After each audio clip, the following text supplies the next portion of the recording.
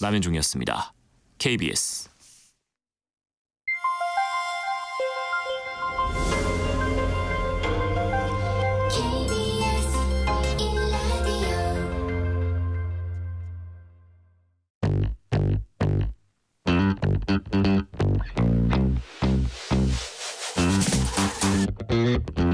KBS 1라디오 뉴스레터 K.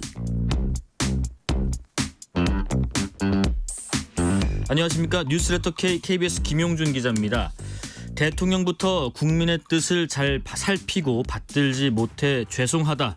집권 여당의 패배로 끝난 총선 결과를 두고 윤석열 대통령 엿새 만인 오늘 용산 대통령실에서 주재한 국무회의와 참모진 회의에서 이런 입장을 밝혔다고 대통령실이 전했습니다. 여야의 평가는 엇갈리고 있습니다. 정치 토크 코너에서 윤석열 대통령 모두 발언 평가하면서 총선 결과에 따른 정치 지형, 재편 방향도 전망해 보고요. 지난 2011년 정치 입문 이후 13년 만에 국회에 입성하게 된 개혁신당 이준석 대표 모시고 당선 소감 들어보면서 국회의원으로서의 향후 포부에 대해서도 이야기 나눠보겠습니다. 오늘로 세월호 참사가 발생한 지 꼭 10년이 됐습니다. KBS 다큐멘터리 84인의 기록 재난은 끝나지 않았다를 제작한 오정현 기자, 뉴진수 코너에서 재난이 남긴 상흔들 살펴보고 해결해야 할 과제들 짚어보는 시간 가져보겠습니다. 오늘부터 청취율 조사 기간입니다. 02로 시작하는 전화 잘 받아주시고요. 뉴스레터 K 잘 듣고 있다고 말씀도 해주십시오. 청취율 조사 기념 이벤트도 준비했습니다. 방송 중에 사연 보내주시면요, 추첨 통해서 커피 아니고요, 치킨 교환권 보내드리겠습니다. 여러분의 이야기도 많이 들려주십시오. 문자 샵 9730, 짧은 문자 50원, 긴 문자 100원, 어플리케이션 콩으로 보내시면 무료고요. 유튜브 KBS 1라디오 계정 채팅으로도 이야기 나누실 수 있습니다. 뉴스레터 K 지금부터 시작합니다.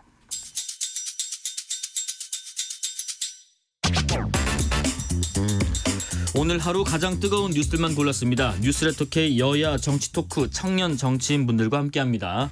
손수조 정책연구원 리더스 대표, 하헌기 전 더불어민주당 상근 부대변인 나오셨습니다. 안녕하십니까? 네, 안녕하세요. 예, 총선 이후에 고생들 많으셨습니다. 오늘 총선 이후에 첫 국무회의가 열렸습니다. 윤석열 대통령 앞서 말씀드린 대로 국무회의 모두 발언을 통해서 일단 총선 결과에 대한 입장을 먼저 밝혔거든요. 그 내용 잠깐 듣고 말씀 이어가겠습니다.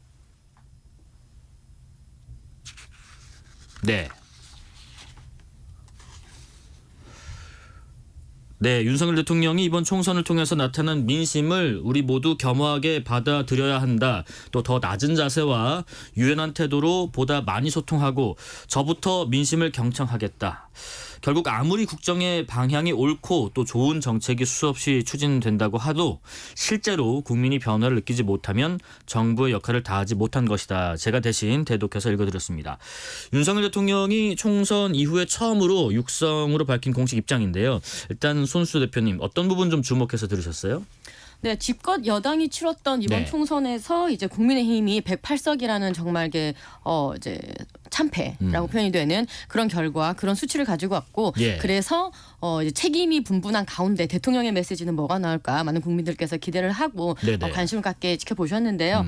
뭐 이런 것들을 궁금해하셨죠. 이재명 대표와 만나면 이제 하는 거냐 마는 거냐, 그리고 뭐 거국 내각이라든지 이런 부분에 대해서는 어떻게 생각을 하시냐, 뭐 최상병 특검이라든지 여사 특검 뭐 이런 것들 궁금해하셨죠. 하지만 그런 거에 대한 메시지는 사실상 안 나왔습니다.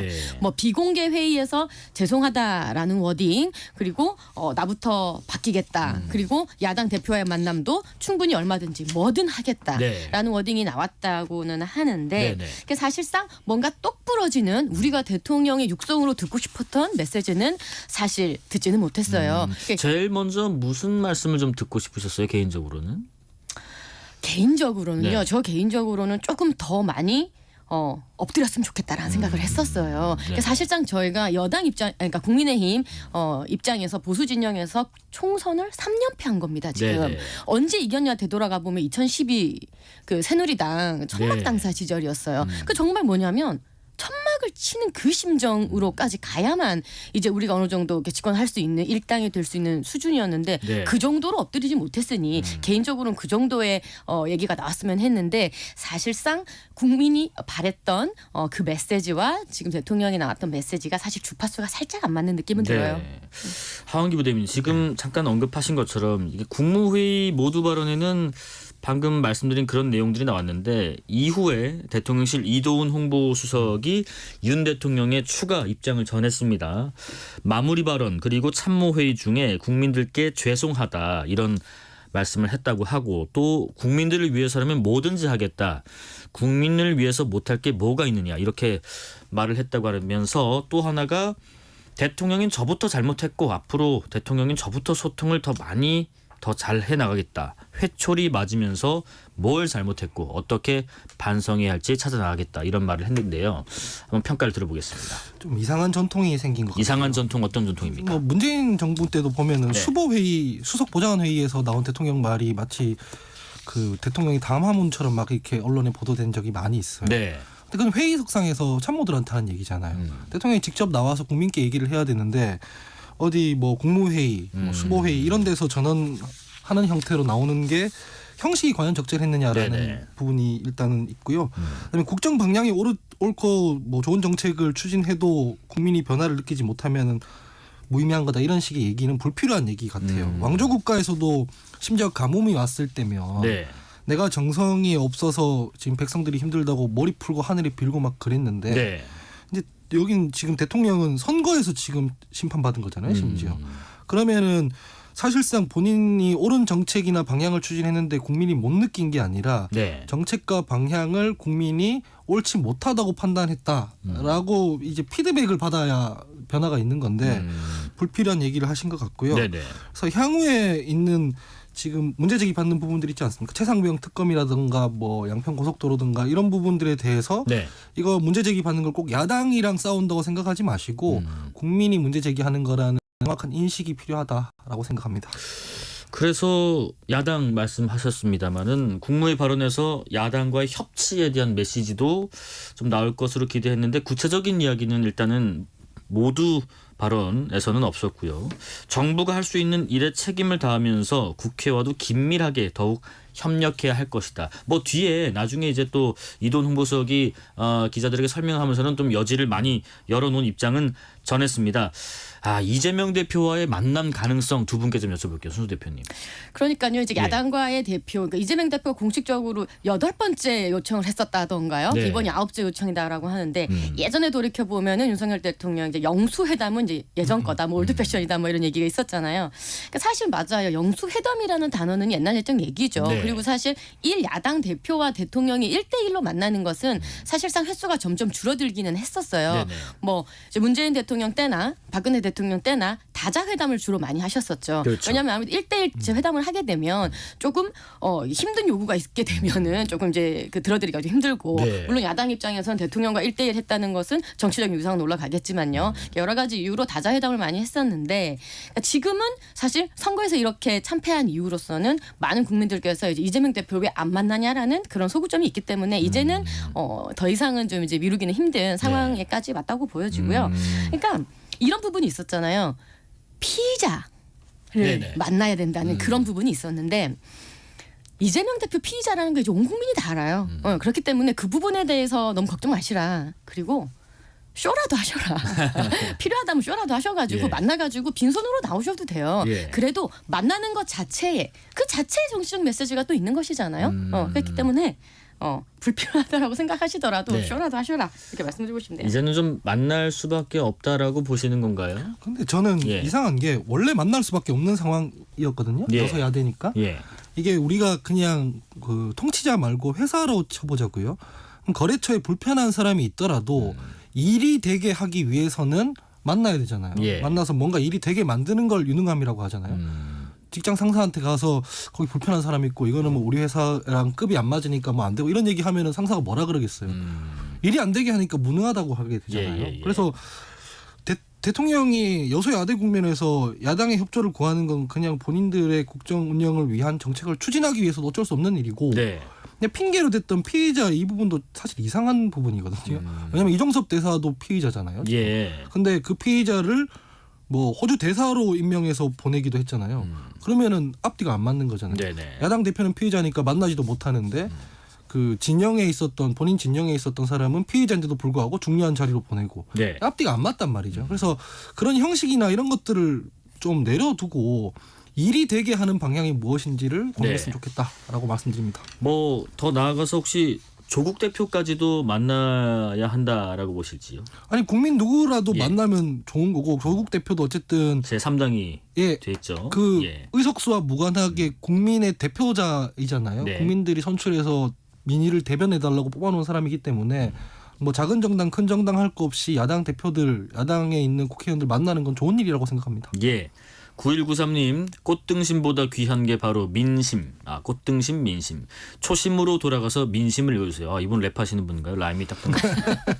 대통령실은 또 지금 우리가 그 오전마다 기사거리 많이 나왔었던 그때 있잖아요. 출근길 약식 기자회견 도어 스태핑이라고 하는데 2022년 11월에 중단이 됐고요. 뭐 여러 가지 소통의 기회가 좀 적지 않느냐, 없지 않느냐, 부족하다 이런 말들이 많았는데 뭐 재개를 검토 중이란 보도도 있어요.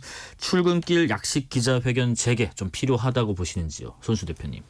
지금 뭐든 해야 된다고 저는 뭐든 생각합니다. 예, 저 개인적으로는 뭐 오늘 모두 발언에서도 소통에 대한 부분 대통령 본인께서도 지적하셨듯이 그러니까 저는 정책과 정치를 굳이 나눠서 얘기를 한다면 윤석열 정권의 저는 정책적인 방향과 기조는 개인적으로 굉장히 동의하는 사람입니다. 네네. 뭐 예를 들면 문재인 정권 때 있었던 원자력 부분이라든지 부동산 부분이라든지 이런 것들을 다시 키를 잘 잡고 간다고 생각을 해요. 네. 하지만 정치적인 어떤 소통 부분이죠. 야당과의 협치 부분이라든가 이런 부분들이 정책을 좀 제대로 이렇게 소통하는 부분이 많이 부족했다라고 저는 평가를 하거든요. 네네. 그렇기 때문에 이 도어 스태핑을 충분히 잘 활용하셔가지고 예전처럼 하시면 좋겠고 아니 그리고 뭐 좀 곤란한 얘기 나오면 그렇죠. 그냥 이렇게 너스레 좋으시잖아요. 아유 그건 좀 조금 더 고민해 보겠습니다 하시든지 아니 뭐 도리도리 잘 하시잖아요. 재밌게 뭐 도리도리 하시면서 아유 뭐 이렇게 가면 되는데 네. 근데 사실 이것도 일방적인 건 없어요. 그게 뭐냐면 언론과 대통령실이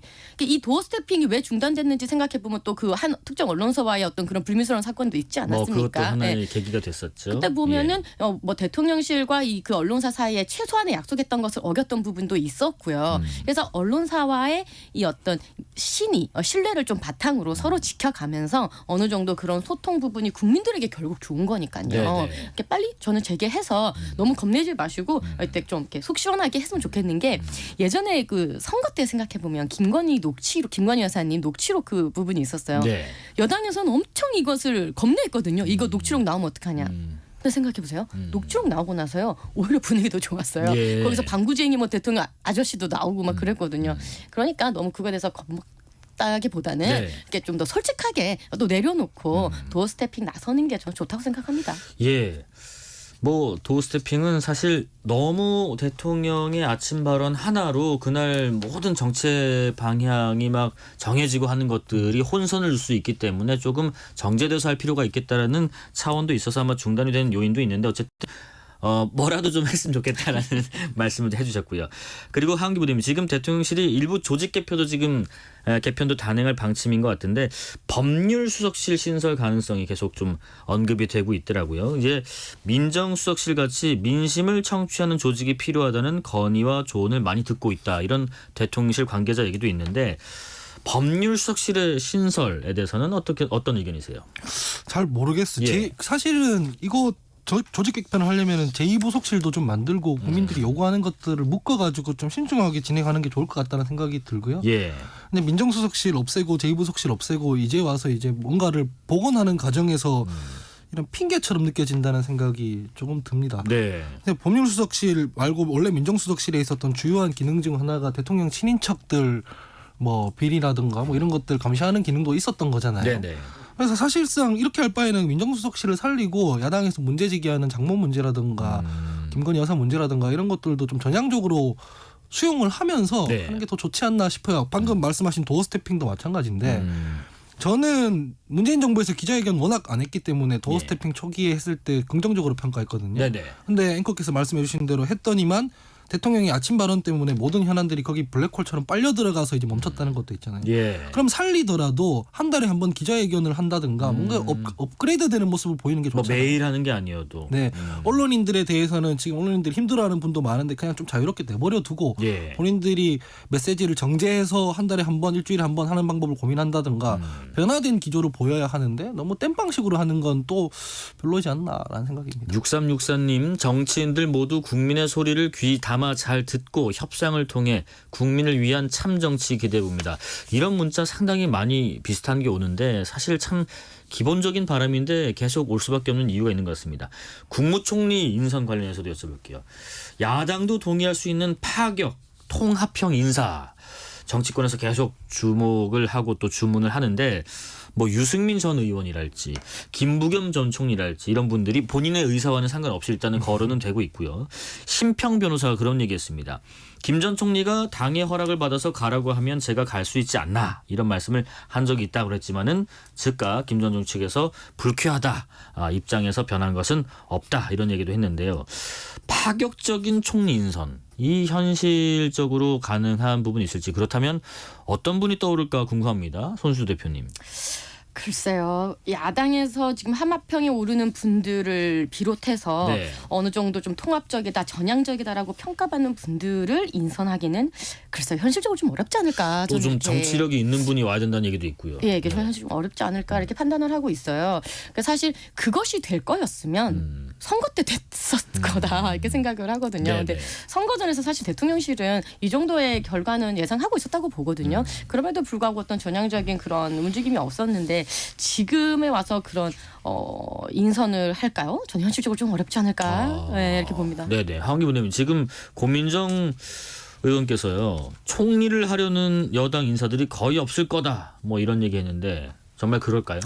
임기 초에 예. 이럴 때 총선 전에는 대통령이 결단하면은 인사를 좀 확장적으로 단행할 수 있습니다. 예. 좋은 사람도 찾고 뭐 이제 친윤 말고 내가 듣기 싫은 소리 하는 사람도 좀 능력이 있으면은 하겠다 이렇게 할 수 있거든요.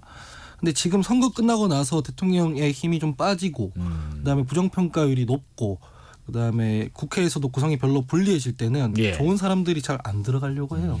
본인들이 다 자기 커리어도 중요하고 이러니까 뭐 국민들한테 미움받을 만한 일을 하는 게 무섭기 때문에 안 네. 되거든요. 그래서 야당까지로 확장하려면 사실 이건 연정이에요. 총리를 그냥 내어주는 거랑 비슷한 거거든요. 예. 고국내가 꾸리는 거랑 비슷한 건데 이거는 그냥 대통령이 결단해서 될 문제는 아니고 야당이랑 뭐 면밀한 정치력을 발휘해서 어떻게 하면 인재풀을 확장할까라는 고민에서 시작돼야 될 거고요. 그거가 싫으면은 야당 협조를 안 받아도 뭐 추진할 수 있는 그런 인사가 가능한 방법도 있는데 예. 국민들에게 지지율이 매우 높은 누가 봐도 이거는 이 좋은 인선이라고 생각하면 야당이 반대를 못해요. 예. 역풍 맞기 때문에. 근데 그런 사람이 지금 이런 정부 컨디션에서 들어오겠냐는 거죠. 그렇기 때문에 이때까지 생각했던 것과는 완전 다른 생각을 해야 한다라고 네. 생각합니다. 정영원님, 국민과 불통은 국민의 고통, 국민과 소통은 만사형통. 오늘 다들 래퍼 들어오셨어요? 랩을 또 네, 계속해서 문자 보내주십니다. 세월호 참사 10주기였습니다. 오늘 윤석열 대통령은 10년이 지났지만 2014년 4월 16일 그날의 상황이 지금도 눈에 선하다. 안타까운 희생자들의 명복을 빈다. 유족 여러분께 다시 한번 심심한 위로의 말씀을 드린다는 메시지를 냈고요. 여야 모두 추모 메시지 내고 또 안산에서 열린 이 10주기 기억식에 세월호 참사 관련돼서 주요 정치권 인사분들을 참석하셨고 이재명 대표는 뭐 재판 일정 때문에 참석을 못한 것 같고요. 세월호 참사 관련 정치권의 여러 가지 메시지들 뭐 어떤 점에서 주목할 부분이 있었나 싶습니다. 손수 대표님. 네, 저도 오는 예. 길에 그 한 명 한 명의 이름을 다 부르는 그 장면을 보고 네. 다시 또 가슴이 많이 아팠는데요. 아무래도 이 국민의 안전과 또 이런 생명 이런 부분에 대해서는 진영 논리가 없다. 예. 네, 여야 뭐 이런 이슈에 대해서는 정말 여야가 따질 것 없이 정말 한 힘을 모아야 된다고 생각을 하고요. 네. 특히나 이런 이슈들 뭐 이태원 또 가슴 아픈 사건도 있었잖아요. 뭐 그런 일이 있을 때 너무 진영 논리에 빠져서 이것을 정치적으로 이용한다거나 하는 세력들은 뭐 오늘 유승민 대표 이렇게까지 표현했던데 예. 정치권에서 퇴출되어야 된다. 뭐 이렇게까지 표현을 했던데요. 정치적으로 정말 이용되는 그것은 막아야 된다 생각합니다. 기억, 약속, 책임이라는 주제로 오늘 10주기 기억식이 열렸고 유족분들 당연히 오셨고 시민분들, 정당 대표도 오셨고 한 3,500분 정도 오셨다 하더라고요. 세월호 유가족분들은 그런 얘기 하십니다. 10년이 지났지만 아직 진상규명은 현재 진행형이다 해서 상설 독립조사기구를 구성하자 이런 제안도 하고 있는데 세월호 참사 관련한 정치권의 과제 하원기 부대님 어떤 것들이 있을까요? 사실 이런 참사가 나면 외국에서도 한 30년씩 걸려서 예. 뭔가 성과가 나고 하는 거거든요. 심지어 5.18 관련해서도 아직 밝혀지지 않는 진실이 있어가지고 뭔가 새로운 게 나온 거잖아요. 그래서 네. 여기에 대해서 좀 지친다 이제 그만하자라고 생각하는 목소리도 있지만 원래 참사라는 것이 수습이 되기까지는 그만한 시간이 걸린다라는 말씀을 드리고 네. 그 우리 사회가 이렇게 고속 성장을 해오는 동안 그 동력 중 하나가 빨리빨리 이런 게 있습니다. 빨리빨리 일단 네네. 일 처리하고 이런 것들이 우리가 이렇게 기적의 성장을 하는 데 대한 동력 중 하나였는데 동시에 그렇게 하다 보니까 안전불감증 같은 게 생겨서 사람들 일각에서는 매일매일 김용균이 있었고 매해 세월호 참사가 벌어진다 이런 말도 있거든요. 예. 그런 것들이 지난 정부 때에는 그래도 강원도에서 산불 나면은 전국에서 소방관들이 쭉 가가지고 그걸 빨리 수습하고 이렇게 약간 좀 발전돼 있는 모습을 또 보였는데 예. 지금 방금 말씀하신 이태원 참사라든가 이런 부분들을 통해서 이제 많은 국민들이 다시 퇴행한 거 아니냐라는 목소리를 내고 있어요. 그래서 4.16에 대한 메시지 내고 하는 것도 좋지만 네. 지금 이 정부 들어와서 발생했던 다른 참사들에 대해서 아무도 책임지는 사람이 없다는 비판들도 있지 않습니까? 그런 거에서 국정 운영을 하는 세력으로서 좀 단호하고 책임 있는 자세를 보이는 데서부터 이런 메시지에 힘이 실린다라고 네. 봅니다. 하여튼 저희가 또 2부에서는 의미 있는 시간 가져볼까 해요. 재난은 끝나지 않았다. 이 사회적 참사 피해자의 그 후를 또 다른 기자분과 함께 자세히 얘기 나눠보겠습니다. 오늘 국민의힘과 국민의 미래 당선인 총회가 열렸는데 어제 그 중진분들 일단 모이셔서 일단은 비대위를 만들고 전당대회를 열자. 그러니까 이제 실무형 내지는 관리형 비대위를 꾸리자 이런 얘기가 나왔다고 하고 오늘도 비슷했다고 하는데 손수 대표님 지금 국민의힘 비대위가 벌써 몇 번째입니까? 비대위가 예. 그러게요. 정말 셀 수 없이 그렇게 좀 비대위가 계속 비상대책 상황이네요. 이렇게 국힘의 비상 상황은 언제 끝나냐 이런 얘기도 나오고 있는데요. 네. 제가 앞서도 말씀드렸듯이 그 2012 비대위가 가장 이제 잘 워킹된 것이라고 보고 있고 민주당을 보자면 2016 김종인 비대위가 또 잘 됐던 비대위다 이렇게 볼 수 있는데 잘 됐던 비대위에 수치들이 있어요. 뭐냐면 현역 교체율이거든요. 그러니까 2012 현역 교체율이 거의 50%에 달했어요. 47%까지 갔었던 네네. 것이고 2016년 김종인 민주당의 비대위 역시 사실 김종인이라는 인물 자체가 보수에서 활동했던 분을 이렇게 영입을 하면서 그러니까 그만큼 굉장히 혁신적이고 굉장히 전향적인 모습을 보였을 때만이 네네. 국민들께서 그 마음을 받아주셨다라는 거는 거의 국룰입니다. 네. 그렇기 때문에 이번 전당대회에서는 정말 다른 모습 보여야 돼요. 수도권. 젊은 세대. 네. 저는 완전히 이렇게 바뀌어야 된다고 생각합니다. 그래서 영남당 이미지도 탈피하고 네. 어떤 친윤의 이미지도 탈피해야 됩니다. 그래서 정말 초선들이 어쩌면 또 약진을 할 수도 있어요. 예, 그래서 정말 새로운 모습을 보여주는 비대위 그다음에 이제 어떤 전당대회가 됐으면 좋겠습니다. 저는 이 문제 답이 있다고 생각하는데요. 답이 있습니까? 국민의힘이 지선, 총선, 대선, 지선, 총선 이렇게 한 4-5번을 연이어 패배했잖아요. 네. 그렇게 패배하다가 언제부터 다시 이기기 시작했냐면 이준석 대표 제복을 해서 왜냐면 이게 무슨 말씀을 드리냐면 국민들이 느끼기에 저 당이 지금까지와는 확 달라지겠구나라는 인상을 줘야 되잖아요. 그러려면은 사실 본인 진영을 수사했던 윤석열 검찰총장을 영입해 온다던가 아니면 그 사실 황교안 대표가 부정선거 얘기할 때 각을 세우면서 대구 가서 탄핵은 정당했다고 얘기하던 이준석 대표가 된다던가 네네. 그러면 저 당 지금까지랑은 다른 모습을 보이겠구나 이렇게 되잖아요. 네. 그와 준하는 어떤 처방이 필요하다고 저는 보거든요. 그러니까 제가 유승민 대표 얘기하면은 사람들이 다 막 비아냥대고 그럴 리가 없다 이렇게 얘기하더라고요. 그럴 리가 없는 걸 해야 국민들은 저 당이 변하겠구나라고 생각한단 말이죠. 그래서 답이 있다고 저는 생각을 합니다. 그걸 실행을 안 할 뿐이지. 그래서 비대위를 꾸리는 것도 차기 당권을 누가 잡느냐도 중요하지만 이 총선 패배 백서를 좀 촘촘히 만드는 것도 필요하다는 의견도 있는 것 같아요. 그래도 궁금합니다. 차기 당권 관련된 의견 많이 나오는데 수도권, 영남, 친윤, 비윤 젊은 세대 뭐 여러 가지 의견이 있고요. 어제 저희 뉴스레터 K 나오신 한기호 의원께서는 중진 간담회 참석을 하셨고 일단 정치를 좀 해봤고 그리고 좀 노련한 사람이 필요하다 이런 얘기했는데 손수 대표님 그런 분 누구 떠오르십니까? 차기 당권 주자요.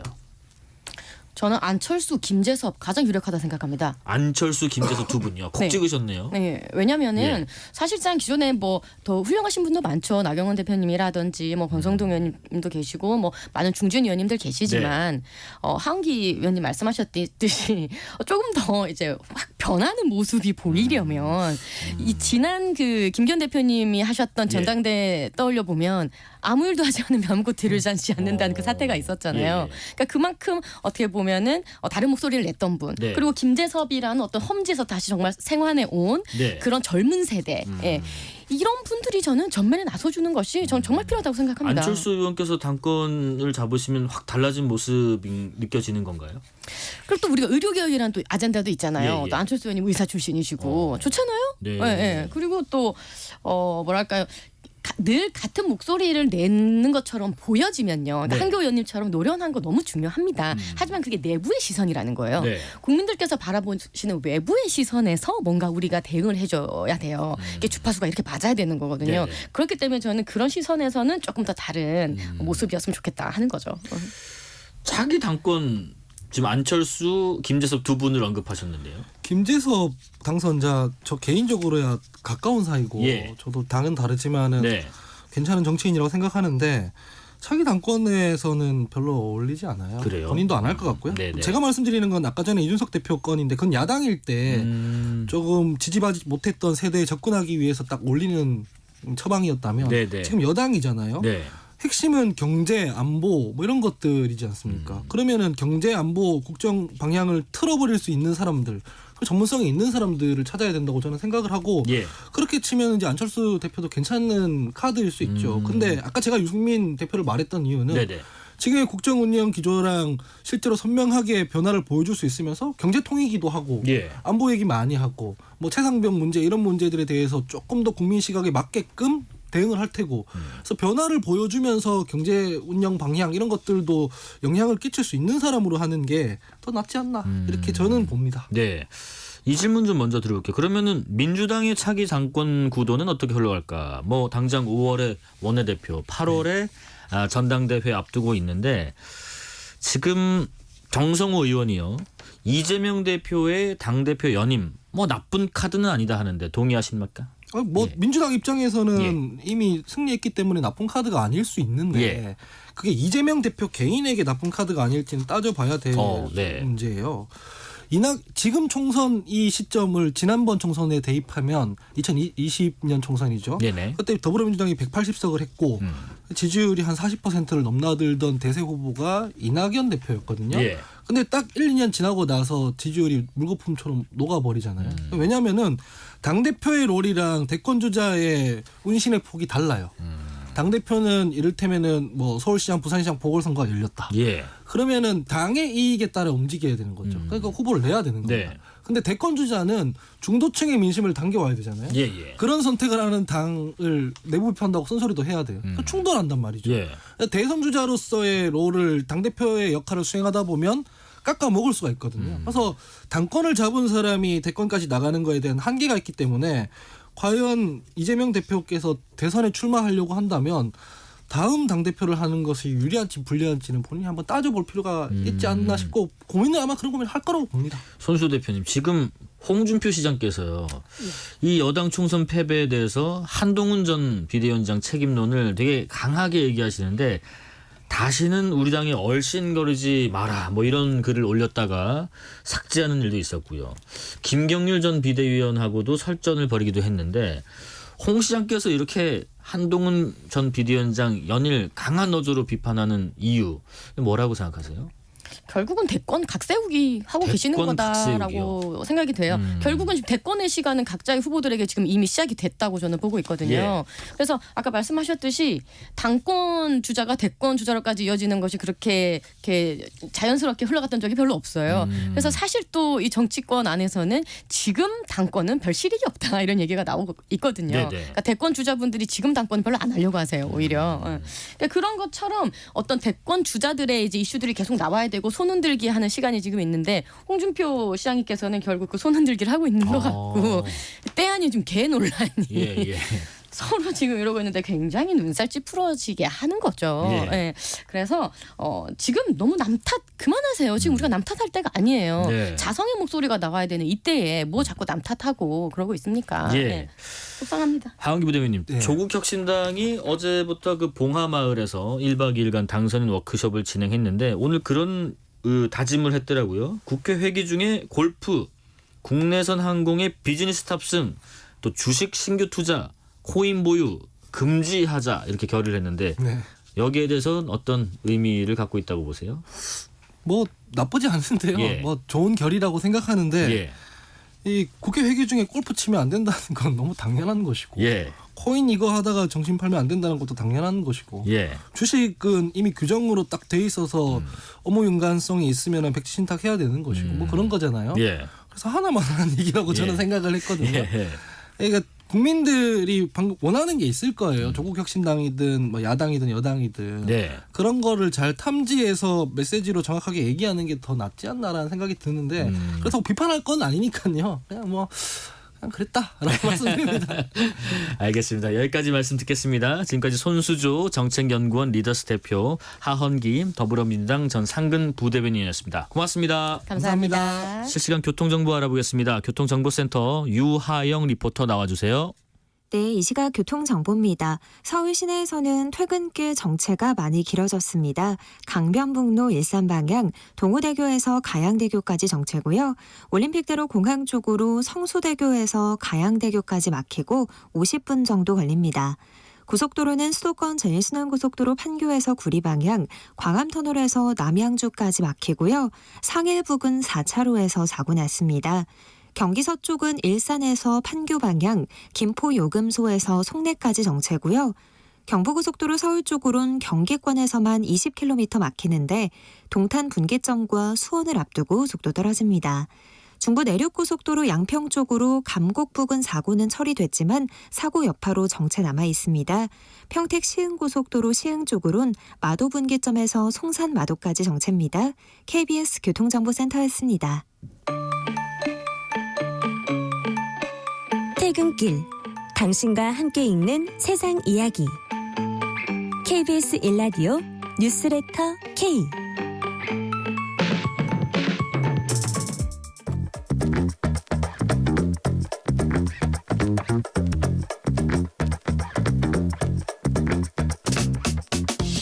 세계는 넓고 이슈는 많다. 국제 뉴스 짚어보는 시간. 지금은 글로벌 시대입니다.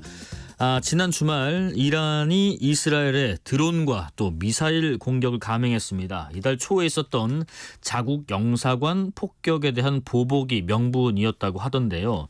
이란의 보복 공습으로 지금 중동에 전운이 감도는 가운데 이스라엘이 공격을 또 예고하면서 또 심각한 양상이 이어지고 있습니다. 자칫 제5차 중동 전쟁으로까지 이어지지 않을까 우려가 있는데 전문가와 함께 이야기 나눠보겠습니다.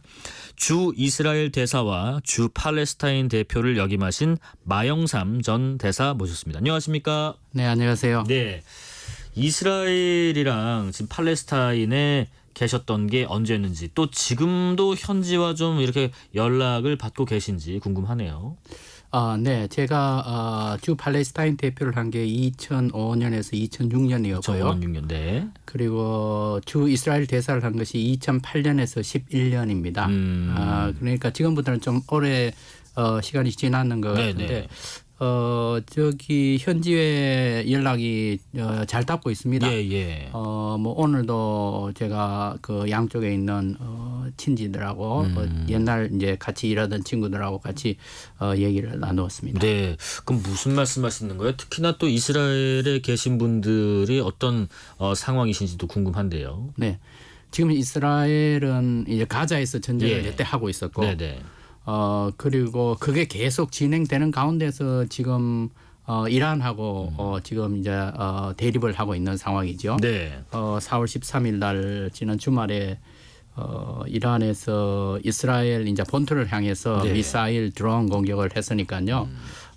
이스라엘 사람들 상당히 이제 충격을 받았고, 예.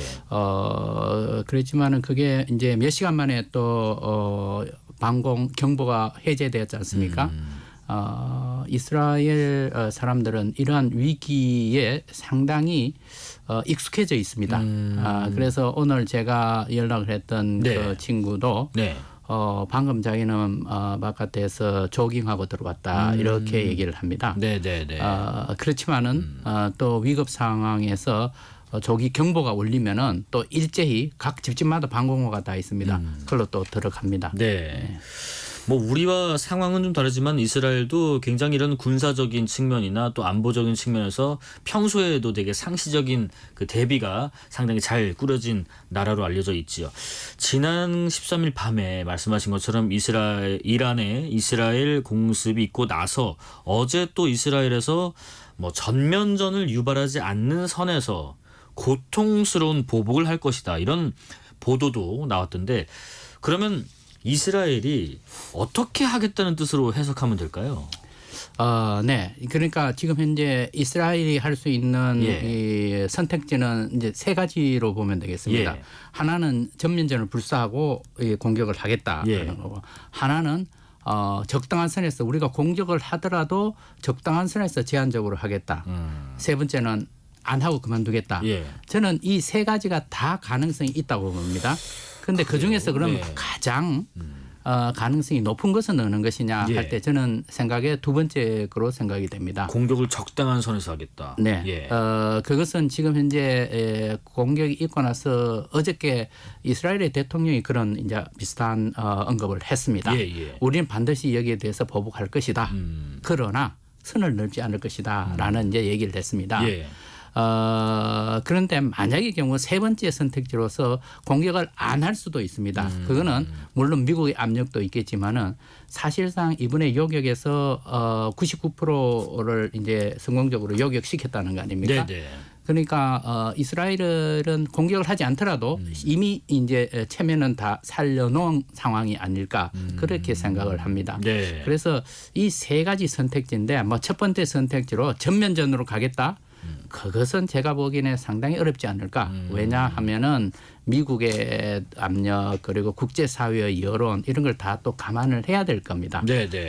그래서 저는 뭐 두 번째 선택지가 가장 합리적이지 않을까 그렇게 생각을 합니다. 이스라엘에서 말씀하신 것처럼 이 보복을 선을 넘지 않는 선에서 공격을 적당한 선에서 하겠다라고 만약에 간다면 그러니까 뭐 예를 들면 민간인 피해는 최소화하되 뭐 이란의 어떤 핵심 기지를 타격하는 뭐 이런 정도가 될까요? 보복의 수준이 어느 정도나 될까요? 네. 그것도 만약의 경우 아마도 제 생각에는 이스라엘이 공격하는 경우에는 민간 시설 공격하지는 않을 것 같습니다.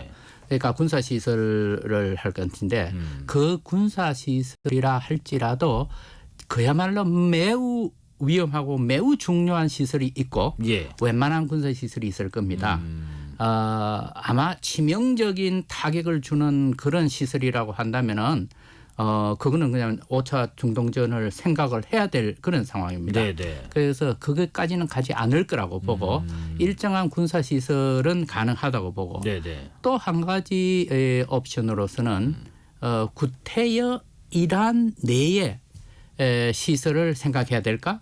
지금 현재 이라크나 시리아에는 그 이란 민병대가 많이 나와 있습니다. 그런 이제 군사 시설도 될 것이고 또 하나의 옵션은 사이버 공격.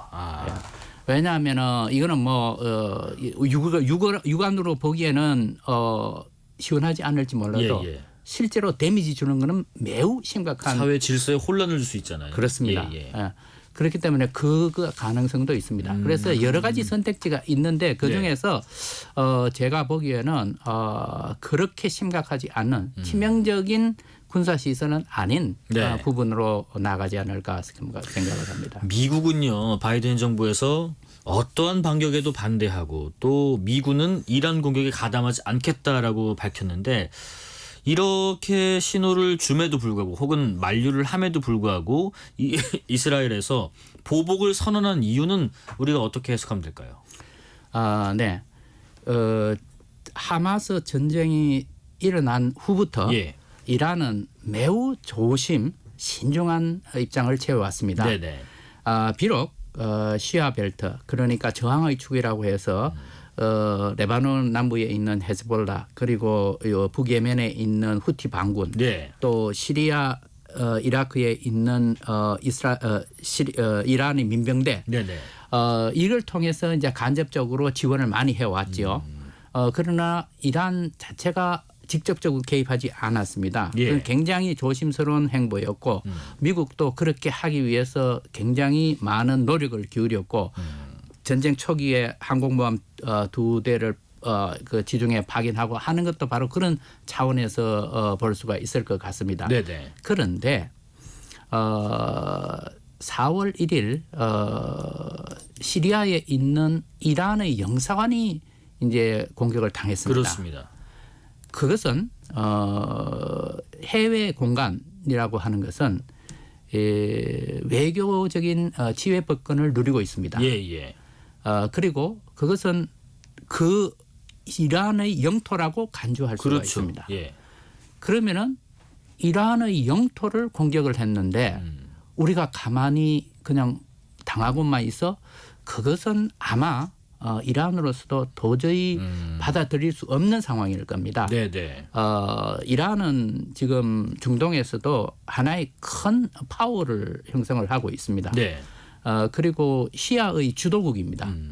거기서 자기들이 아무 일 없은 듯이 넘어간다? 그건 불가능하겠죠. 그렇기 때문에 공격을 했고 그러나 그 예. 공격을 하면서 보면은 굉장히 잘 조율이 되는 듯한 인상을 받지 않습니까? 그렇죠. 미국하고도 트르키예를 통해서도 이렇게 미리 자기들이 공격을 한다는 걸 갖다가 예보를 다 하고 그 아마도 그렇게 되면은 그 공격이라고 하는 방법은 드론이나 미사일 방법밖에 없을 겁니다. 본토 공격한다면.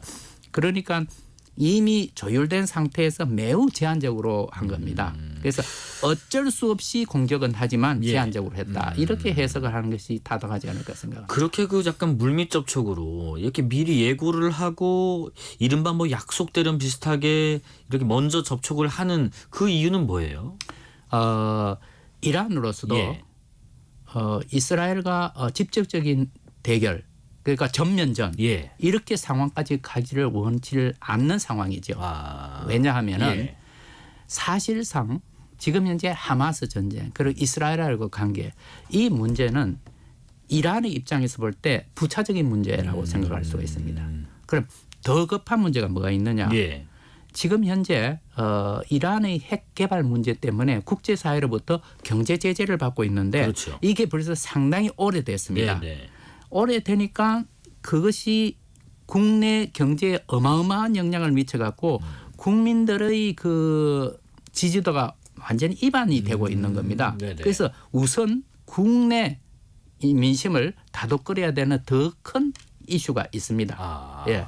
그렇기 때문에 자 그러면은 그 경제 제재로부터 해소하기 위해서는 어떻게 해야 되느냐? 예. 미국하고의 관계 또 미국하고 옛날에 JCPOA라고 핵 협정을 맺은 게 있습니다. 예. 이걸 복원시키려고 하는 그 노력을 하고 있던 차에 전쟁이 났는 겁니다.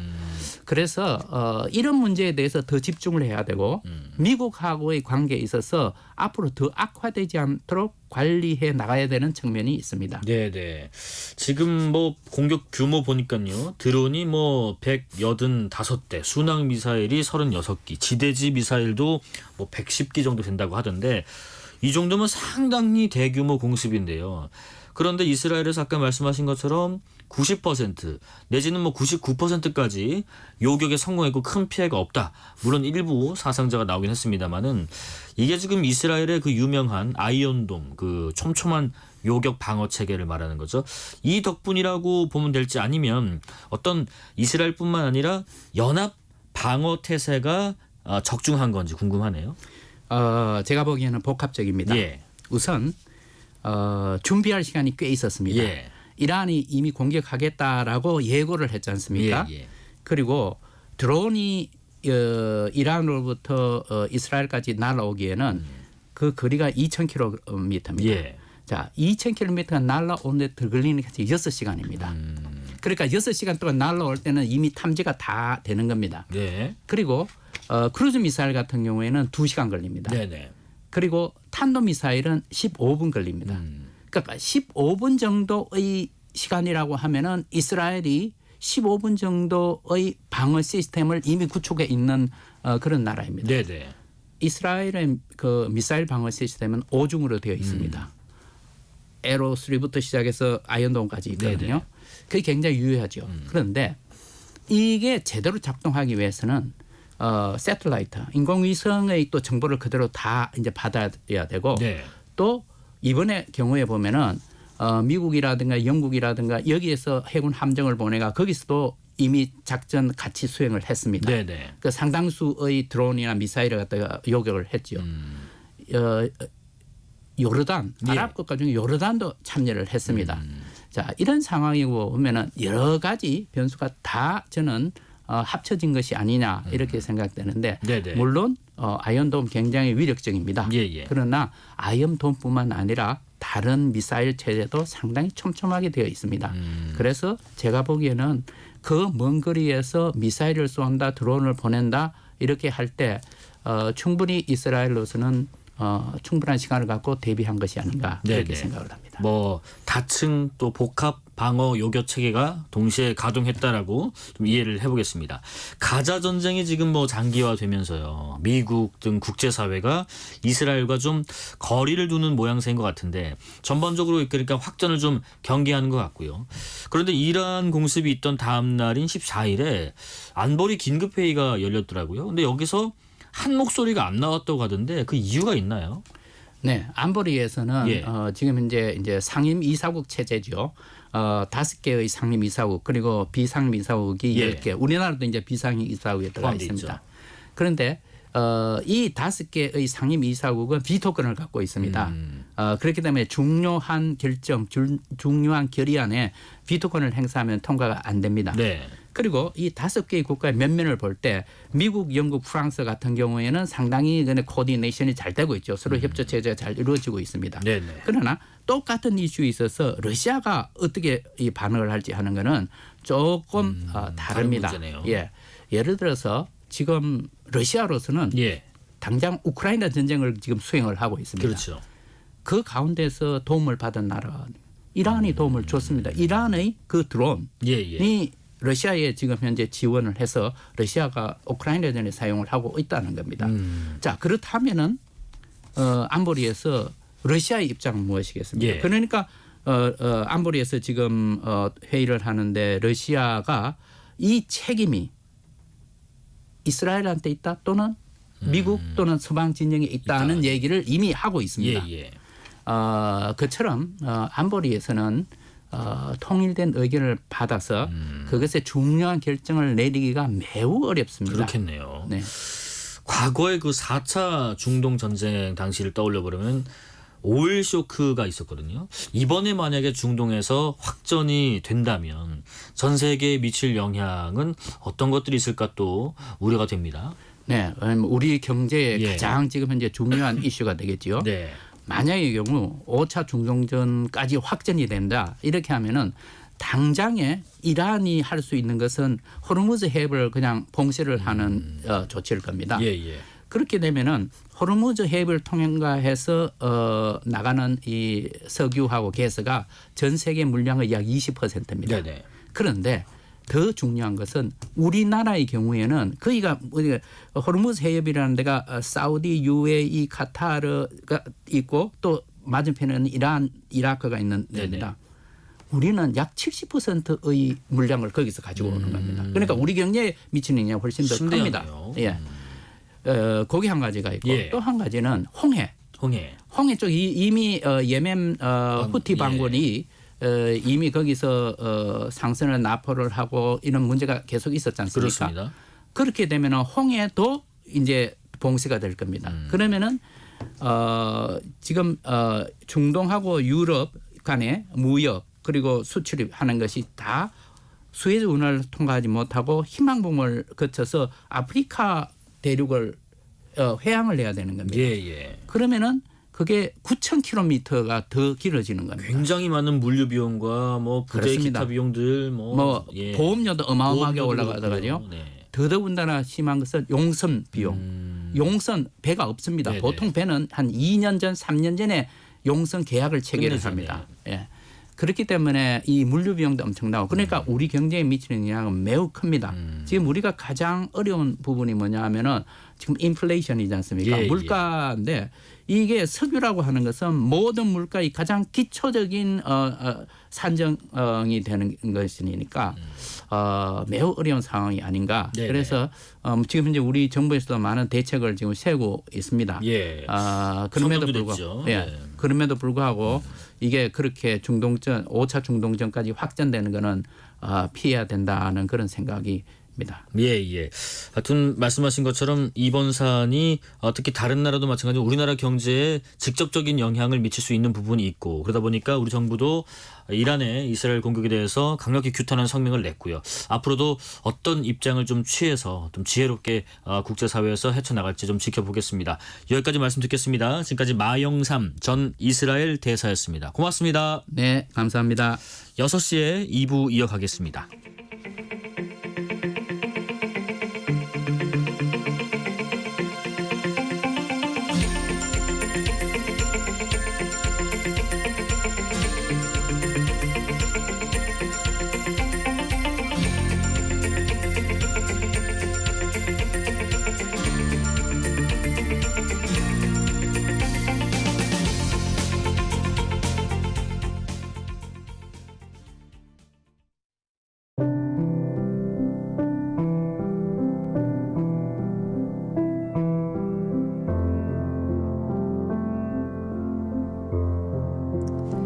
KBS 라디오 연중기획 희망충전 대한민국 582번째 이야기. 안녕하세요. 아나운서 유지원입니다. 14살 영진이와 누나는 가족 쉼터에서 생활 중입니다. 하지만 두 아이는 이곳에서도 걱정과 불안한 마음을 지울 수가 없는데요. 지난 10년간 영진이와 누난 아버지의 상습적인 학대와 강간으로 몸과 마음 모두 지울 수 없는 상처를 입었습니다. 설상가상으로 작년 말 10억이 넘는 사채 빚을 아이들 앞으로 남긴 채 세상을 포기해버린 부모님. 아버지가 생전 아이들의 명의로 받았던 여러 가지 대출로 인해 남매는 현재 기초수급비 신청조차 어려운 상황인데요. 깊은 마음의 상처와 막막한 현실 속에서 갈 곳을 잃은 두 아이. 영진이와 누나가 건강한 일상을 찾을 수 있도록 여러분이 아픔과 상처를 보듬어 주세요.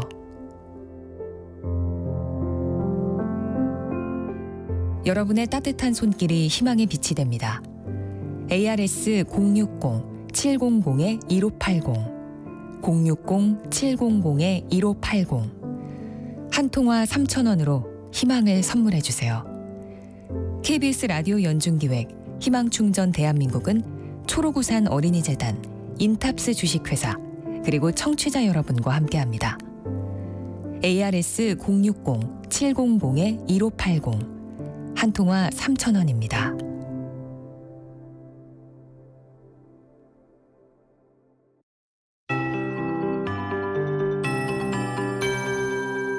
KBS 58분 날씨. 황사가 유입되면서 점점 미세먼지 농도가 솟구치고 있습니다. 이번 황사는 모레까지 영향 줄 가능성이 높고요. 가급적 KF80 이상의 보건용 마스크를 꼭 쓰고 바깥 활동하시기 바랍니다. 현재 서울의 미세먼지 농도를 보면 세제곱미터당 170 마이크로그램, 평소에 두세 배가량 높고요. 속초나 북춘천은 300 마이크로그램 안팎까지 올랐습니다. 평소에 4-5배가량 치솟는 상황인데요. 지금은 서울과 경기 충북, 강원, 전북, 경북, 대구 미세먼지 주의보가 발령 중이고요. 내일까지 전국의 대기질이 나쁘고 중부지방과 영남권은 오늘 밤부터 내일 오전까지 매우 나쁘겠습니다. 더불어 오늘 늦은 밤부터 내일 오전까지 대부분 가시거리 200m 미만의 짙은 안개도 예상돼 시정이 매우 탁하겠습니다. 탁한 공기가 예보됐지만 모레까지 하늘은 맑겠고요. 내일부터 기온이 점차 올라서 금요일까지 낮 기온이 25도 내외로 더워지겠고요. 일교차도 커지겠습니다. 내일 아침 기온 서울 10도 등 전국이 5도에서 13도, 내일 낮 최고 기온은 서울, 세종, 대전 23, 광주 24, 대구 25도 등 전국이 18도에서 25도까지 오릅니다. 특히 이번 주에는 목요일과 금요일 기온이 가장 높은데요. 서울 25도 등 전국이 26, 7도 안팎까지 오르겠습니다. 현재 서울 기온은 16.3도입니다. 최영우였습니다.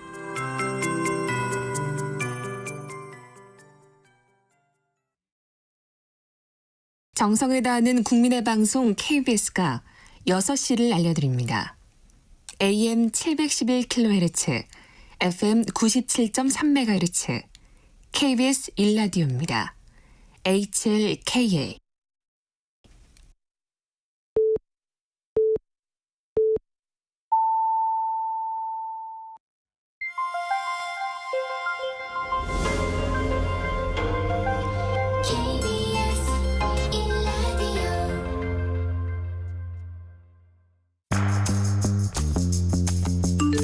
여러분은 지금 퇴근길 시사편지 한 장, KBS 1라디오 뉴스레터 K를 듣고 계십니다.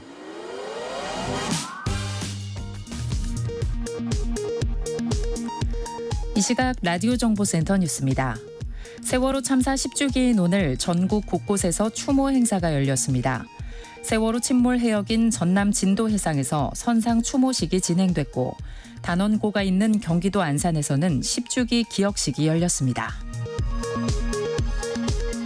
윤석열 대통령은 오늘 국무회의에서 올바른 국정의 방향을 잡고 최선을 다했음에도 국민이 체감할 변화를 만들어내는데 모자랐다고 밝혔습니다. 국민의힘과 국민의미래 당선인들은 실무형 비상대책위원회를 구성하기로 했습니다. 더불어민주당은 21대 국회 남은 임기 중에 최상병 특검법과 전세 사기법 등을 처리하겠다고 거듭 강조했습니다. 조국혁신당은 윤 대통령의 발언에 대해 이번 총선에서 윤석열 정권을 심판했는데 윤 대통령만 민심을 모른다고 혹평했습니다. 이재명 더불어민주당 대표는 오늘 총선 후 두 번째로 재판에 출석하면서 최근 제기된 이른바 검찰의 술파티 회유설에 대해 검찰이 CCTV 등 관련 기록을 공개해 확인할 문제라고 말했습니다. 검찰은 술파티 회유설은 일방적 주장에 근거한 수용하기 어려운 비판이라는 입장입니다. 일본 정부가 올해 외교 청서에서도 독도는 일본 땅이라는 주장을 되풀이했습니다.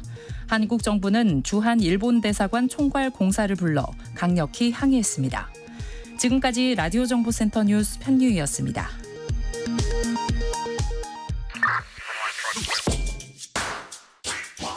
뉴스의 진수를 보여주는 인터뷰, 뉴진수.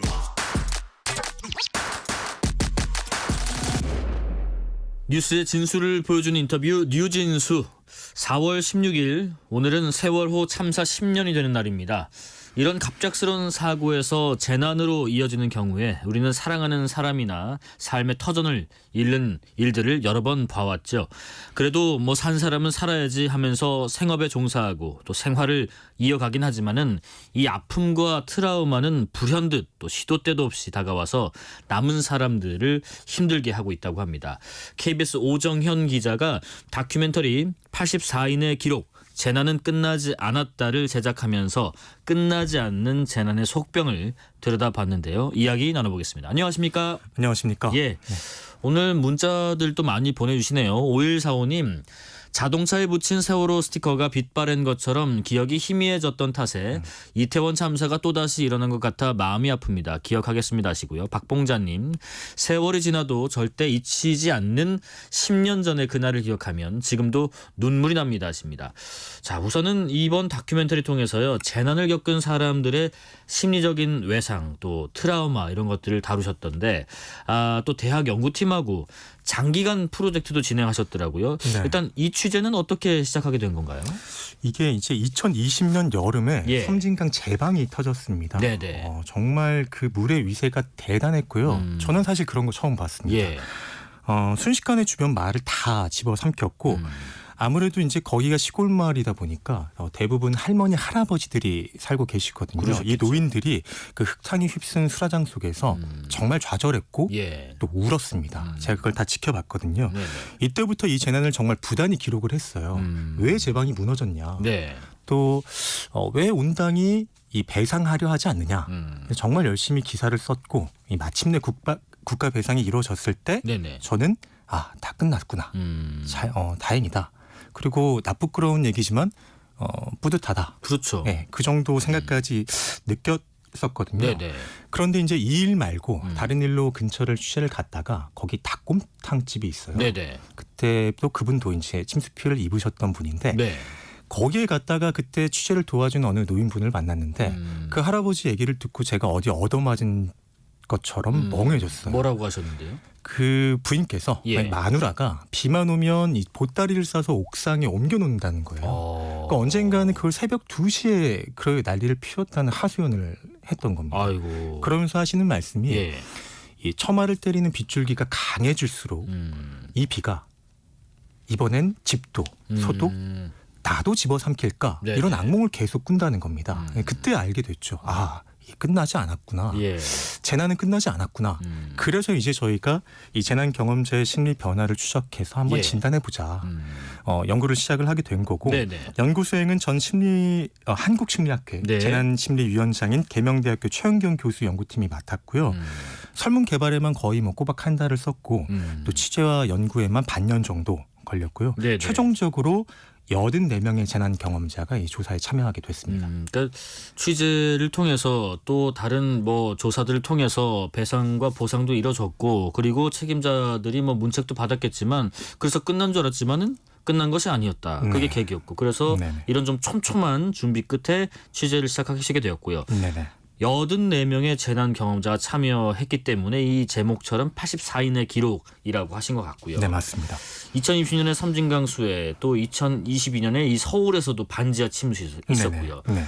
또 작년에 오송의 지하차도에 그 물이 차서 참사도 있었는데, 자, 이렇게 세 가지 카테고리를 정한 이유가 있을까요? 네, 그게 사실 쉽지가 않았어요. 예. 기본적으로 이제 재난 경험자, 재난을 겪은 모든 사람이 이제 그 모집단인 셈인 거잖아요. 이번 네네. 연구가. 그런데 이제 재난도 자연 재해와 또 사회 재난이 따로 있고 또 규모도 서로 다르고 또 시기도 예. 서로 다른데 예. 그래서 이제 이 표집 과정에서 가열한 논의가 있었어요. 연구진과 저희 이제 취재팀이. 네. 그래서 표본을 일단 자연재해로 정하고 왜냐하면 이제 표본 같은 경우에 기본적인 공통점을 좀 담보하자 이런 논의가 있었고요.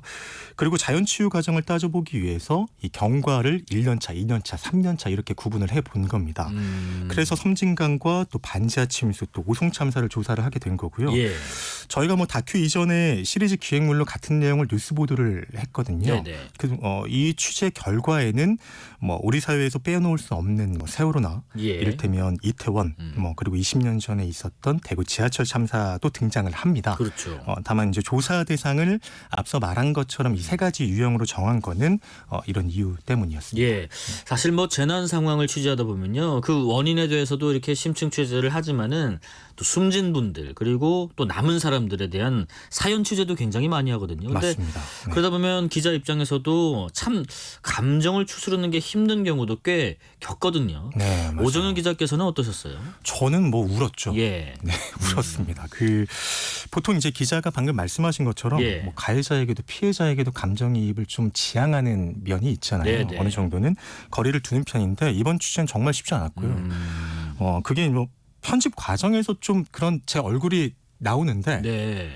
거기서 좀 이렇게 드러나요. 이게 눈가에 계속 눈물이 고여 있다거나 정말 쉽지 않았던 걸 좀 말씀을 드리고 싶고 사실 이제 그 어머님 그 오송 참사 유족이시죠. 그 어머님 취재를 할 때 이 어머님은 사실 다른 지역에 사시고요. 그 아드님이 청주에 삽니다. 이때가 아들 생일이었다고 해요. 그래서 밥 먹자. 일요일에 밥 먹자. 엄마가 갈게. 그랬다는데 이게 7월 14일 금요일 날 했던 통화입니다. 그리고 참사는 다음 날 토요일 아침에 났거든요. 그러니까 이 어머님은 그 다음 날인 일요일 아침에 청주로 출발을 한 거예요. 이때까지도 아들의 사고를 몰랐다고 합니다. 아들이 뭐 연락이 안 돼서 궁금은 했지만 그래 뭐 전화를 좀 잘 못 받나 보지 정도로 여겼다고 해요. 이 끔찍한 일이 일어났구나를 알게 된 게 청주에 도착하기 10분 전에 10분 전에 알았다고 합니다. 그 얘기 듣고 있는데 정말 안타까웠어요. 그래서 뭐 인간은 망각의 동물이지만 시간을 그날로 멈춰두고 있다면 소용이 없구나. 그래서 제가 여쭤봤거든요. 지금은 좀 어떠십니까? 시간이 조금 지났는데 근데 어머님께서 말씀하시길 하나도 나아지지 않았다. 그렇죠. 하늘만 봐도 원망스럽고 날이 너무 좋아도 원망스럽고 그렇게 말씀하셨죠. 빈물은 낮은 곳부터 덮쳤고 반지하는 감옥이 됐다. 이 신림동 서울의 반지하 침수 이야기인 것 같은데 그러니까 이제 나는 분명히 살아 있는데 근데 나가야 되는데 이 압력 때문에 문은 안 열리고 이 상황이 얼마나 두려웠을까요? 맞습니다. 그 상황에 대해서 사실 저희는 좀 이해도가 낮죠. 왜냐하면 문이 열리지 않는 상황을 겪어보지 않았으니 뭐 사실은 이러한 재난 상황에 대해서도 기자인 저희들도 언론 보도를 통해서 그런 상황들을 좀 접하거나 이런 경우들이 많은데 그 신림동 반지하 침수에서 살아남은 분 저희가 만나봤죠. 이제 뭐 평소에는 빛 한 줌 좀 들기 힘든 그런 곳인데 그날 그런 빗물은 틈새마다 비집고 콸콸 쏟아져 들었다고 합니다. 이게 다큐에도 나왔지만 방금 전에 앵커께서 말씀하셨던 것처럼 이 집 그 문이 휘어진 채 그대로예요. 그러니까요. 그러니까 수압이 그만큼 대단했다는 겁니다. 그 안에서 갇힌 어머님은 계속 밀고 밖에서 남편분은 정말 온 힘을 다해서 당기는데 안 열렸다는 거예요. 거기서 이제 혼자 갇혀서 종아리, 배, 또 가슴까지 물이 차오르는 거예요. 공포죠. 그야말로 엄청난 공포죠. 이제 그때 죽나? 이렇게 죽나? 아직은 안 되는데 내 딸 어떡하지? 이렇게 생각했다고 하시거든요. 그런데 그때 그 이웃들이 쭈그리고 앉아서 지금 뭐 잘 보여드리기 힘들겠지만 이렇게 밑으로 창이 나 있잖아요. 반지하니까. 그 쭈그리고 앉아서 반지하 그 창을 깼다는 거예요. 그리고 그 지하방으로 손을 뻗어서 이 어머님을 구한 거죠. 그렇죠. 그래서 극적으로 이분이 살아났는데 이날 이런 일이 그 신림동 골목마다 있었어요. 저희 제보에는 이제 뭐 영상이 하나만 들어와 있지만 정말 많은 일이 있었고 그걸 현장 추감으로서 알게 됐습니다. 뭐 이분 극적으로 살았지만 이 공포가 잊혀지지 않는 거예요. 그러니까 살았다는 안도감은 잠시고 거기 그 집에 이제 주방 쪽으로 하수관이 있거든요. 거기에 졸졸졸졸 소리가 날 때마다 그때 기억이 떠오르는 거죠. 그래서 이분은 지금 비만 오면 문을 살짝 열어놓는다고 해요. 또 갇히면 혹시나. 안 된다. 이렇게 그 재난을 경험하신 분들, 이분들이 겪는 고통이나 뭐 증상, 우리는 보통은 뭐 트라우마 이런 말로 좀 통칭을 하는데 구체적인 건 잘 몰라요. 어떤 증상들이 있을까요? 그분들 입장에서는 이게 지나간 사건이 아닌 거예요. 바로 어제 일처럼 다시 되살아나는 겁니다. 너무나 생생하게 이 기억들, 이 눈앞에 다시 벌어지는 건데 이걸 이제 재경험 혹은 이제 플래시백 이렇게 얘기를 하는데 악몽으로 나타날 수도 있고 또 그게 꿈에서 되게 생생하게 나타나면서 심지어 약간 환청이나 환시처럼 나타난다고 합니다. 강원 산불 겪으신 분들은 눈앞에서 뭔가 번쩍번쩍하면 깜짝 놀라는 거예요. 그러면 이거 내가 눈이 뭐 잘못된 건가? 뭐 내가 미쳐가나? 이렇게 생각을 하시는 거죠. 밖에 가로등 불빛만 봐도 마음속에 심리적으로 뭔가 불안함을 느끼는 거죠. 그리고 지진 겪으신 분들은 핸드폰 책상에 있던 핸드폰 진동만 울려도 깜짝 놀라시는 겁니다. 그런데 이 생활 속에서 이러한 그 자극들 작은 소리들 이런 것들이 너무 많은 거예요. 이런 것들이 혹시 그 우리가 외상 후 스트레스 장애 뭐 PTSD 그거를 말하는 건가요? 그렇습니다. 정신건강 전문의들도 예. 보통 재난 직후에 이런 재난 경험자들을 만나게 되면 지금 말씀하신 그 증상들 정상적인 겁니다. 하지만 시간이 지나면 좀 나아질 수 있습니다라고 안심을 시켜드린다고 해요. 네네. 그런데 이게 사실 1년, 2년 이렇게 지나게 되면 자연 회복을 기대하기가 굉장히 어렵다고 합니다. 그러니까 이게 정신과 영역으로 병리적 영역으로 따지게 되면 이게 방금 말씀하셨던 PTSD, 외상 후 스트레스 장애의 진단을 받게 되는데 이렇게 되면 굉장히 치료가 어려운 난치성 질환으로 발전을 하게 되는 거예요. 의사들이 얘기하기로는 우리가 뭐 조현병이나 우울증 이런 그 병리적인 접근이 필요한 것들은 굉장히 심플하대요. 고치기가 이제 1차적으로 이제 화학물 투여 약 처방한다는 거죠. 그렇게 고칠 수 있다는 건데 PTSD는 이 가이드라인이 엄청 많다고 합니다. 그만큼 고치기 어렵다는 그런 질환이라는 겁니다. 자, 그래서 KBS와 계명대 연구팀이 84분의 재난 경험자분들의 정신건강을 분석했던데 연구 결과에 대해서 설명해 주실까요? 이분들 재난 이전의 삶을 온전히 회복하지 못했습니다. 몇 가지 항목만 열거를 할 텐데요. 조사 참여자 가운데 42.8%가 여전히 불안 증세를 겪고 있고 63.1%는 우울감에 시달리고 있었습니다. 조금 전 우리가 얘기한 외상 후 스트레스 장애 PTSD 경험한 비율은 무려 80%에 달했고요. 또 한 가지 10.7%가 저희 조사 대상 가운데서는 9명이었거든요. 자살을 고민했던 것으로 나타났습니다. 이거 되게 저희가 심각하게 받아야 된 결과였는데 기존의 연구, 그러니까 2019년에 국립재난안전연구원에서 비슷한 연구를 진행했었거든요. 그때 비율은 3.5%였단 말이에요. 월등히 높은 수치가 나와서 저희가 좀 걱정을 했고 이 되게 큰 문제는 저희가 발견했던 이 자살 위험군이 이 정부의 관리 바깥에서 발견이 됐다는 겁니다. 그래서 저희가 지금 이분들 가운데 이 자살 시도에 이르렀던 분들을 이제 한해서 치료를 좀 지원을 7개월째 하고 있습니다. 7개월째 치료도 하고 계시고요. 다큐멘터리도 쭉 봤는데 이게 좀 눈길을 끈 조사 결과가 있더라고요. 맞습니다. 많은 분들이 공감한 대목인데 사실은 참 그렇습니다. 물질적 보상에 대한 얘기였더라고요. 이 조사 결과 가운데 특히 주목한 지표가 있었는데요. 국가 재난구호 활동의 중요도를 물어봤어요. 그런데 이 섬진강 수해민과 반지하 침수 피해자들은 심리회복 지원도 중요하고 또 물질적 보상도 중요하다. 이렇게 조사가 됐습니다. 그런데 오송 참사 유족들은 심리 지원은 도움이 될 수 있겠다. 하지만 나는 경제적 지원은 원하지 않는다라는 답변이 훨씬 많았습니다. 경제적 지원을 원한다는 답변의 비율이 5%밖에 안 됐어요. 아니 그러니까 오송 참사 유족분들은 일단 물질적인 어떤 지원을 두고 거부감을 보였다 이렇게 이해를 하게 되네요. 맞습니다. 이게 그 2차 가해와 연관이 있는데요. 재난적으로 이 심리적 외상을 겪는 사람들 가운데 절반이 이런 2차 가해 때문에 온다고 그래요. 이제 뭐 우리가 흔히 그런 냉대 있잖아요. 그 정도면 됐지. 왜 자꾸 떼쓰냐. 약간 이런 거에 대한 상처 입는 분들이거든요. 사실 이제 배보상도 되게 중요한 이슈긴 하지만 그게 두드러지게 나오면 굉장히 거부감을 보일 수밖에 없습니다. 왜냐하면 사람들이 어떻게 나올지 알거든요. 그래서 외국 같은 경우는 아예 배보상과 관련된 이런 과정들은 노출하지 않는다. 이런 기준들이 있다고 합니다. 과거에도 사실 뭐 어떤 보도에서도 참 해서는 안 되는 보도들도 있었잖아요. 뭐 맞습니다. 이랬을 경우에는 뭐 얼마의 배상과 보상이 간다라는 거에서 여론에 되게 문매를 맞기도 했었는데 사실 그 가까운 사람이 목숨을 또 잃었다. 근데 그것을 배상이나 뭐 보상을 하겠다. 규정과 기준에 근거해서 뭐 그런 절차가 이루어지지만 어쩔 땐 좀 잔인해 보인다는 생각도 들기도 해요. 맞습니다.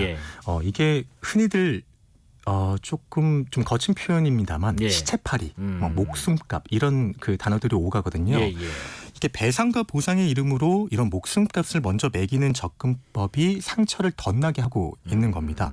뭐 세월호 그리고 이태원 사이 8년. 아까 앵커께서 말씀하셨던 것처럼 우리 언론도 과연 무언가 좀 더 나아진 보도를 하고 있느냐 그걸 좀 따져봐야 할 때가 온 것 같고요.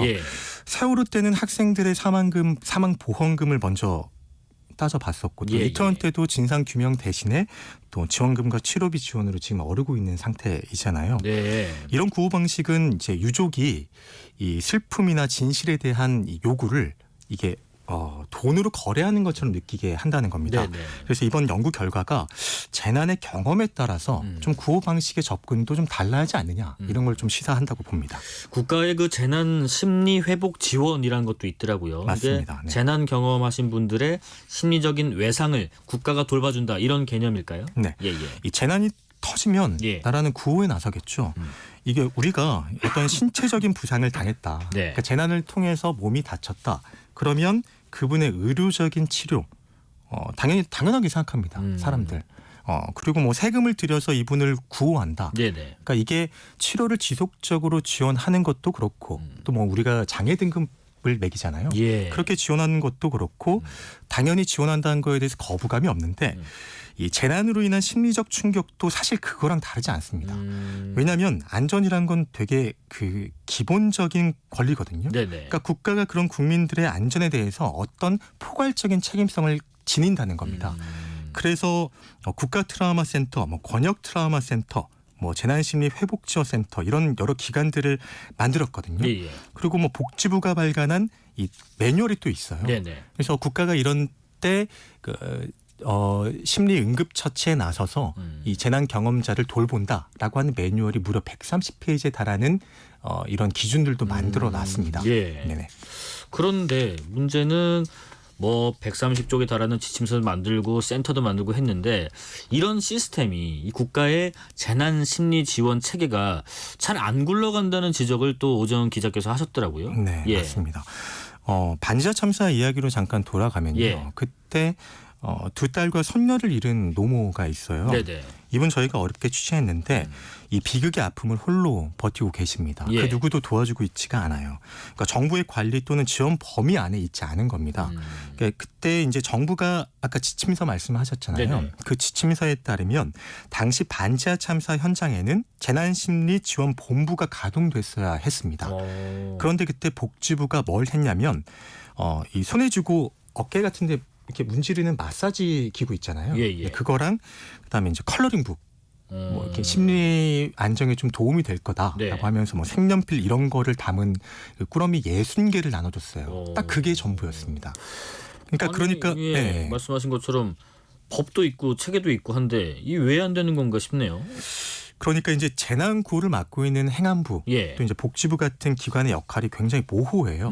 그러니까 아까 말씀하신 그런 지침서 상에 이런 기관들이 등장은 하는데 예. 거의 조직도 수준에 불과합니다. 아. 그러니까 역할도 이렇게 써놓긴 했는데 네. 적시는 해놨는데 뭉뚱그려놨을 뿐 약간 협약에 의해서 너는 이때 이걸 해, 우리는 이걸 할게 이런 게 따로 없습니다. 예, 예. 이게 재난 수요를 또 감당하기에 예산이나 인력 구조도 굉장히 한계가 있거든요. 재난심리회복지원센터 같은 경우는 센터장을 적십자사 직원이 겸임을 하고 있습니다. 더군다나 이제 그러니까 상근으로 머물고 있는 직원은 센터당 평균 1.4명에 불과하고요. 네. 또 관련 교육을 이수한 사람은 0.6명에 불과합니다. 마지막으로요. 참 이런 얘기하는 분도 있습니다. 네. 아니 왜 이런 것까지 세금으로 해주냐. 이게 사고 아니냐. 네. 무슨 사고만 당했다 하면 다 국가 보고 책임지라 그러냐. 네. 그런 분들 있거든요. 마음이 아프네요. 예예예. 네, 네. 그러니까 저희 취재를 도운 이제 신민영 국가트라우마센터장 이분이 네. 정신건강의학과 전문이거든요. 네네. 이분이 계속 강조한 게 있는데 이건 시혜 그러니까 은혜를 베푸는 게 아니다라고 예. 얘기를 해요. 그러니까 그게 무슨 말이냐면 재난은 꼭 누구의 책임 소재를 떠나서 국가에 살고 있는 국민이 위협받았다는 거잖아요. 그러니까 어떤 후유증이나 문제가 발생했다면 국가는 포괄적인 의미에서 이 회복에 대한 책임성을 갖게 된다는 걸 인정을 해야 된다는 겁니다. 그러니까 예. 재해구호법 또 재난안전관리법 이런 거에 명시가 돼 있는 거예요. 예. 이거 지금 떼쓰는 게 아닙니다. 이 권리예요. 그러니까 왜 이렇게 떼쓰냐 이런 매정한 말에는 우리가 전제가 있어요. 네. 나한테는 그런 일이 벌어지지 않는다. 이건 완전히 환상인데요. 예예. 이런 환상을 가지니까 재난이 닥쳤을 때 충격을 받는다는 그렇죠. 겁니다. 그러니까 이 진실은 사실 그렇지 않아요. 이 재난은 나한테, 내 가족에게, 내 친구에게 돌연 찾아옵니다. 우리가 예. 이거 이미 겪어봤잖아요. 그럼요. 코로나19 때 예, 예, 겪어봤잖아요. 그러니까 그냥 내가 당신이 국가의 어떤 일원이기 때문에 국가는 당연히 보호를 해준다는 차원이기 때문에 뭐 이런 게 있어야 우리가 훨씬 안정감을 갖고 살아갈 수 있지 않을까요? 네. 당연한 상식이라고 생각합니다. 예. 자, KBS 다큐멘터리 프로그램 더 보다 84인의 기록 재난은 끝나지 않았다. 이는 유튜브 또 KBS 홈페이지를 통해서 다시 시청하실 수가 있습니다. 여기까지 말씀 듣겠습니다. 지금까지 KBS 오정현 기자였습니다. 고맙습니다. 고맙습니다. 실시간 교통정보 알아보겠습니다. 교통정보센터 유하영 리포터 나와주세요. 네, 이 시각 교통정보입니다. 퇴근 정체가 길어졌고요. 돌발 구간도 많습니다. 서울 시내에서는 강변북로 일산 방향 반포대교에서 가양대교까지 정체고요. 그 사이 한강대교 부근 3차로에선 사고 났습니다. 올림픽대로 공항 쪽으로 동호대교에서 가양대교까지 한 번에 50분 정도 걸립니다. 반대 하남 쪽으론 방화대교 부근 4차로에서 사고 났습니다. 행주대교부터 밀리고요. 더 가서 반포대교에서 청담대교까지 정체입니다. 고속도로는 수도권 제1순환고속도로 판교에서 구리 방향, 광안터널에서 구리 남양주 요금소까지 정체고요. 그 사이 하남분기점 3차로에선 사고 났습니다. 서해안고속도로 목포 쪽으론 목감 진출로에서 사고 발생했습니다. KBS 교통정보센터였습니다.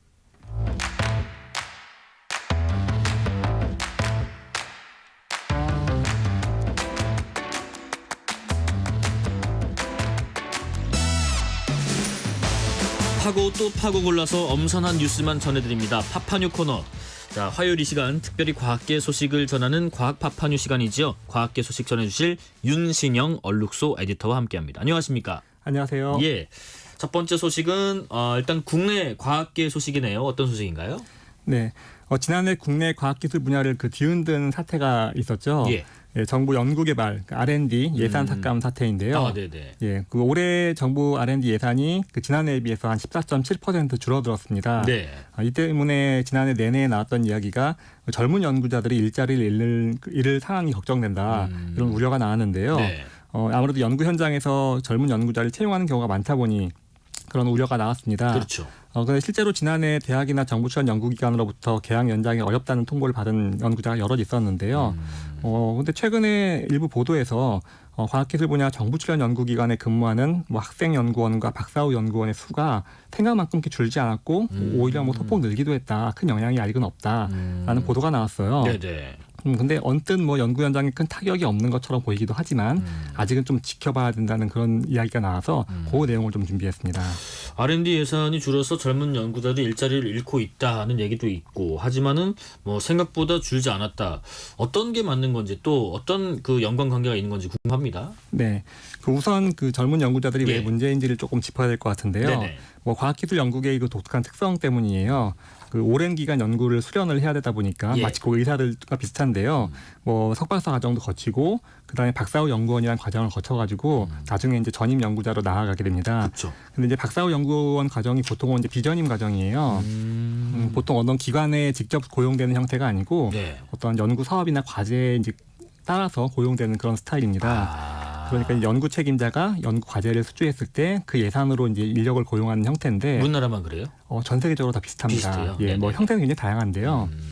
그렇게 약간 좀 짧은 계약을 통해서 여러 가지 기관에서 연구를 경험하고 정착을 하는 그런 스타일이 전 세계적으로 공통적인데요.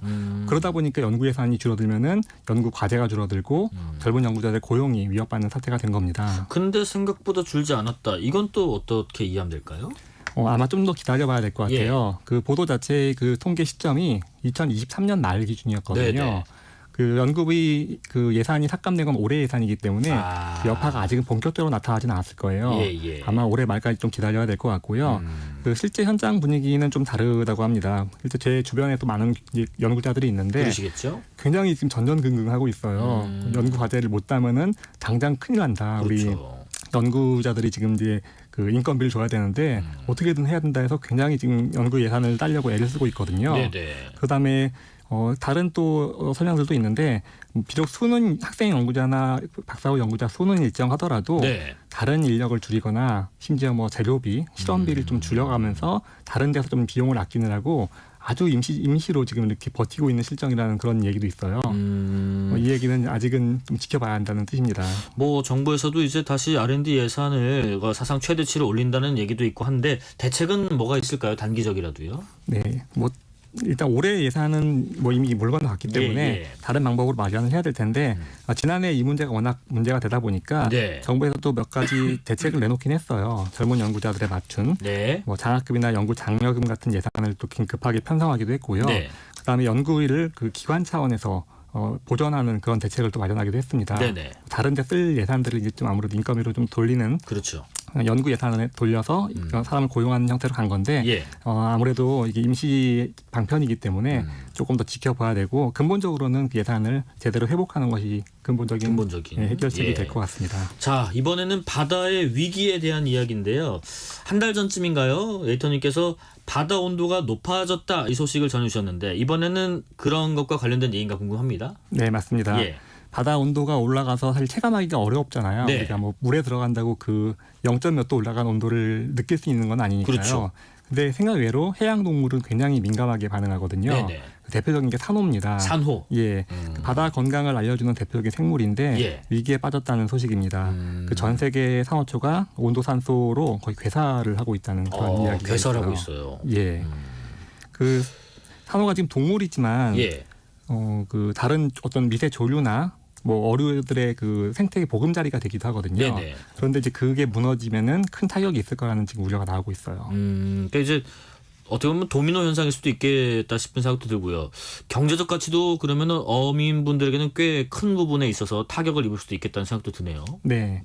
그 산호의 경제적 가치를 뭐 추산한 여러 연구들이 있는데 뭐 2조 7천억 달러라고 하는 얘기도 있어요. 우리로 뭐 3천조, 4천조 정도 되는 건데 굉장히 큰 그 비용이죠 경제적으로. 근데 이것이 지금 이제 큰 위기라는 건데 역대급 위기라는 지금 이야기가 있습니다. 산호가 지금 어떻게 죽어가는 거예요? 그 백화 현상이라고 하는데요. 백화 현상. 산호하면 아마 사진에서 굉장히 그 아름다운 색깔을 알록달록한 아름다운 색깔을 떠올리실 거예요. 뭐 모양도 굉장히 아름답지만 색도 아름다운데 원래는 산호가 하얀색이고요.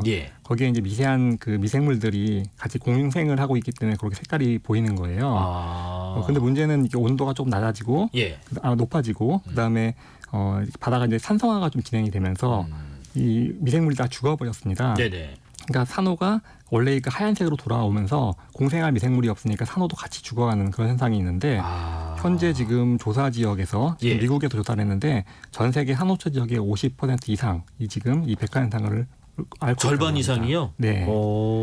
이게 지금 처음도 아니고 지금 근대적인 관측을 시작한 이후로 1998년, 2010년, 2014년 이렇게 3번 정도 있었는데 지금이 가장 심각할 것으로 지금 예상을 하고 있어요. 그러면 결국 이렇게 백화 현상이 일어나고 전 세계 산호초 지역의 50%가 넘는 곳에서 백화 현상이 빠졌다는 조사 결과는 결국에 해수면 온도 상승 때문에 그런 거예요? 네, 가장 직접적인 원인은 온도 상승이에요. 그 기존의 그 3번, 올해까지 4번의 그 심각했던 상태가 다 엘니뇨라고 하는 그 태평양의 동부의 온도가 급격히 높아지는 이상고온 현상을 보이는 때 발생했는데 아마도 그 영향이 분명히 있을 거고요. 또 하나는 온도가 높아지면은 그 대기 중에 있는 이산화탄소 농도가 높기 때문에 그게 바다에 녹아가지고 바다가 산성화가 됩니다. 그래서 그 영향이 둘 다 있을 것으로 보고 있어요. 해수면 온도 상승의 영향 그리고 바다가 산성화되는 영향 이 두 가지가 가장 큰 직접적인 영향인 것 같다는 말씀도 해주셨습니다. 자, 마지막 소식은요. 우주 얘기네요. 우주 얘기 참 신비롭습니다. 그중에서도 정말 미지의 우주 이야기라고요. 어딘가요? 네, 지구에서 빛의 속도로 110억 년을 가야 되는 정말 깊은 빛의 속도로 110억 년이요. 네네. 사실상 거의 우주가 아기였을 때의 그 모습을 관측을 한 건데요.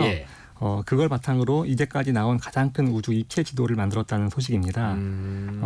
이달 초에 국제 공동 연구팀이 발표를 했고 한국에서는 어제 이제 한국천문연구원이 공개를 했는데요. 한국을 포함해서 11개국 900명의 연구자가 참여한 대형 프로젝트의 결과입니다.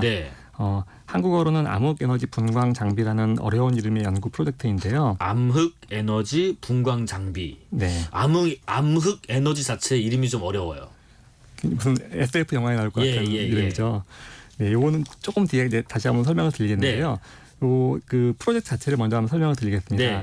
그 미국 애리조나주의 산꼭대기에 있는 아주 미세한 그 광섬유로 만든 망원경이 있는데요. 예. 그걸 통해 가지고 이제 굉장히 그 5,000개 이상이 되는 장비를 가지고 관측을 하게 되는데 이걸로 먼 우주에서 오는 빛을 아주 희미한 빛을 관측을 합니다. 네네. 근데 그 중에는 110억 년까지 거슬러 올라가는 굉장히 초기 우주의 빛들이 숨어 있어요. 네네. 이것들을 바탕으로 우주 지도를 그린 연구고요. 이렇게 해서 한 600만 개의 은하하고 그다음에 은하는 아니지만 은하급의 에너지를 발산하는 천체가 있는데 이런 것들을 샅샅이 조사해가지고 우주 탄생 초기에 그 빛을 바탕으로 지도를 그린 겁니다. 근데 물론 뭐 의미가 있겠습니다만은 저 같은 문외한은 이런 지도를 왜 만드는 거예요? 네. 그래서 이제 그 이름 암흑 에너지가 여기서 등장을 하는데요. 우주가 처음에 이제 빅뱅이라고 하는 태초에 아주 작은 어떤 에너지 상태에서 폭발로 비유된 어떤 상태를 통해서 네. 태어났다고 봅니다. 네네. 그런데 이제 그 이후로 굉장히 팽창하는 속도가 빨라지기도 하고 느려지기도 하고 변했는데요. 그 정확한 증거를 아직까지 몰랐어요. 네네. 특히나 그 우주 초기의 증거를 몰랐는데 이 증거를 발견하기 위해서 초기를 관측한 겁니다. 그래서 암흑 에너지가 뭐냐면은 마치 풍선을 불 때 내부에서 공기가 차면서 이렇게 풍선을 밀어내는 것처럼 예예. 우주를 이렇게 바깥으로 밀어내서 팽창하는 보이지 않는 힘이 있는데 네. 사실 우리가 알고 있는 우주의 70%는 이 에너지로 가득 차 있습니다. 하지만 지금 현재 우리는 모르고 있는 거고요. 예. 우리가 알고 있는 모든 천체와 생명과 그 우주 먼지들은 5%도 안 됩니다. 그러니까 우주의 대부분을 차지하는 것도 미지의 상태에 있는데 네. 그 부분을 밝히기 위한 연구였습니다. 네. 우주 초기의 역사를 밝히는 데 있어서 지금 암흑 에너지라는 개념까지 말씀드려봤습니다. 여기까지 말씀드리겠습니다. 지금까지 윤신영 얼룩소 에디터였습니다. 고맙습니다. 감사합니다. KBS 1라디오 뉴스레터 K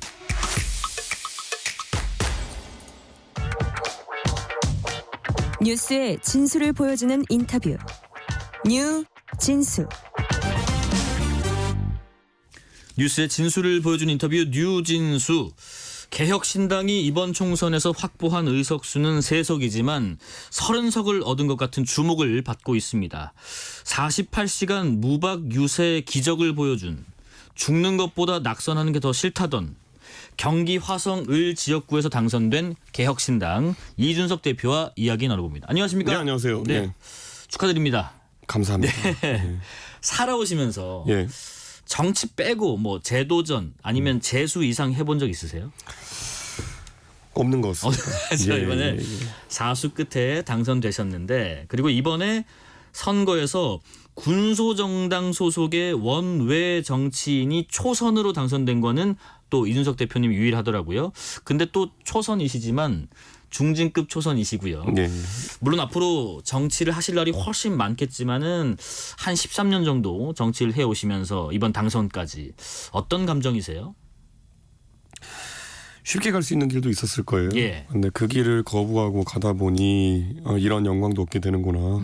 그래서 저는 제가 항상 보수 정당을 좀 정화시키겠다. 네. 또는 보수 정당의 세대 교체를 이루겠다는 생각으로 보수 정당에서 험지에 도전하는 것을 제 어떤 서사로 삼고 이렇게 도전했었는데 네. 결국에는 지금 지역구도 당도 바꿔가지고 도전한 첫 도전에서 우리 화성 동탄의 주민들께서 저를 지역의 대표자로 인정해 주셨습니다. 네. 그간의 노력들이 당연히 헛되지 않았구나라는 보람과 함께 그리고 무엇보다도 큰 투자를 해주신 동탄 주민들께 정말 감사드립니다. 예. 선거를 가까이에서 도운 분들 말씀으로는 그러니까 진짜 광기에 가까운 선거 운동이었다 이렇게 표현을 하시던데 뭐 예를 들면 지역구 내 100개 아파트 단지를 모두 찾아서 공약 영상을 촬영하신다든가 예전에 그 유도 금메달리스트인가요? 김재범 선수가 그랬습니다. 죽기 살기로 하니까 은메달 땄는데 네. 죽자고 했더니 금메달 땄다. 네. 지금 그 정도 가보셨겠지요? 아무래도 저는 선거를 이제 하면서 예. 지방선거도 지휘해보고 대선도 해보고 이러니까 결국엔 지금 유권자의 마음이 돼보면 됩니다. 그럼 유권자 제가 예를 들어서 투표할 때 네. 제가 정치하기 전에 투표할 때 사람들이 어떤 면을 보고 투표했느냐 봤을 땐 결국에는 보여준 진정성이라는 모습에 따라가 투표했다라는 생각을 많이 하거든요. 네. 누가 뭐 지원 유세가 연예인이 와서 누구를 손들어준다고 해가지고 그 사람 찍은 경험 저도 없거든요. 예, 그렇기 때문에 결국은 후보 본인이 절박한 자세로 뛰고 그리고 내가 정말 이 지역에 대해 고민하지 않으면 할 수 없는 얘기를 하는 사람들 그렇죠. 이런 사람에게 관심 갖기 때문에 동탄은 사실 생긴 지가 10년 남짓한 동탄 이신도시이기 때문에 네네. 10년도 채 안 된 곳이기 때문에 사실 그 지역에 있어가지고 올해 축적된 데이터보다는 세밀하게 파고드는 게 중요하다는 생각했습니다. 7994님 이준석 당선인 축하드려요. 조마조마했어요. 응원합니다 하시고요. 김명수님 4타수 1안타 1홈런이라는 표현을 어머님께서 그 유세차에서 오르셔서 그 지지를 당부하시던 모습도 참 기억에 남는데 조회수가 뭐 몇십만 회씩 달하고 하고 있더라고요. 그러니까 정치인 아들 이준석이 당대표에서 물러날 때 이 심장에 칼이 꽂힌 듯한 고통을 겪으셨다 이렇게 말씀하셨던데 특히 어머니께서 이번에 당선 소식 듣고 정말 많이 기뻐하셨겠습니다. 저희 가족 같은 경우에는 저한테 아버지가 전 정치한다 그럴 때 나중에 아버지가 부끄러울 일 없게 해라라는 얘기를 하셨거든요. 그게 뭐 여러 가지 정치하면서 돈 문제 일으키지 말고 예. 그리고 소신 있게 정치해라라는 말로 좀 받아들였고 그 맥락에서 봤을 때 저희 가족은 제가 그 길을 걷는 한 항상 응원해 왔습니다. 예, 그렇기 때문에 저희 가족도 각오하고 이번 선거에도 뛰어들었다 봐야겠죠. 근데 제가 아버지 어머니께 선거 때 웬만하면 어떤 역할도 부탁 안 드립니다. 네. 이번에도 안 드렸어요. 그래서 이번에 제 유세차에 올라오신 것도 저는 그 영상을 자세히 보시면 저는 제 연설 끝나고 내려가는 줄 알고 내려가려고 했는데 예. 저희 캠프에 있는 그 선거 사무원들이 저를 막아서더라고요.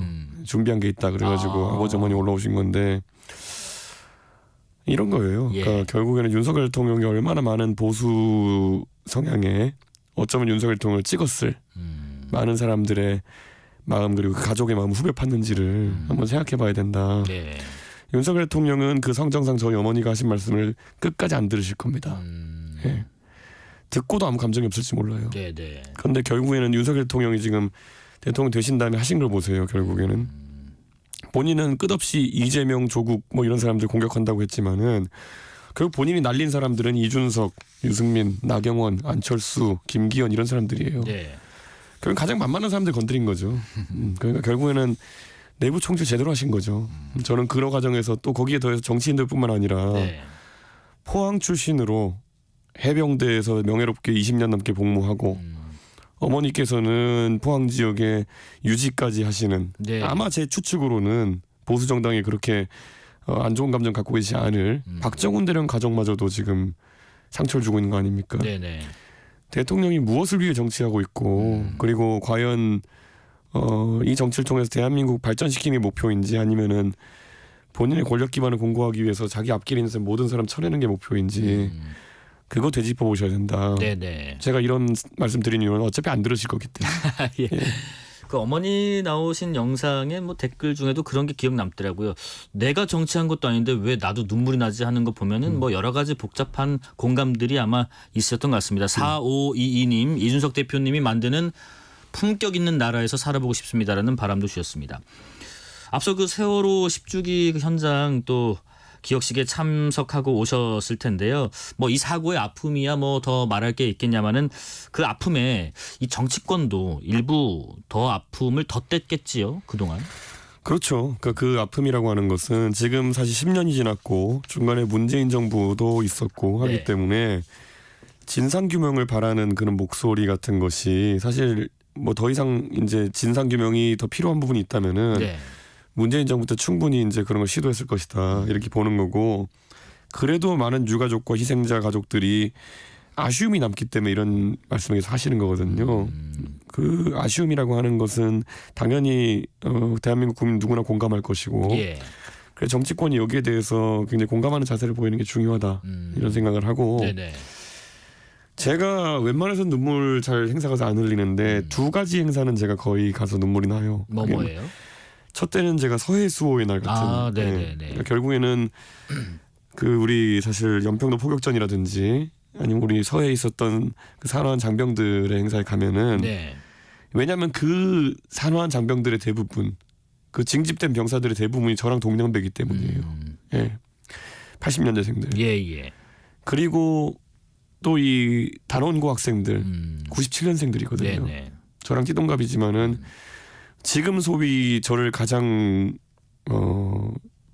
연령대별로 좋아해 준다는 그 20대 지지층이거든요. 네네. 20대 후반의 지지층이거든요.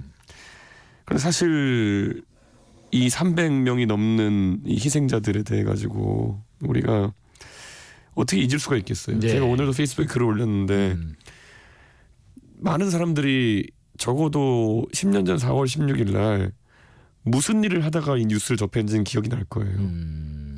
저는 그때 타 방송사에 방송을 하다가 네.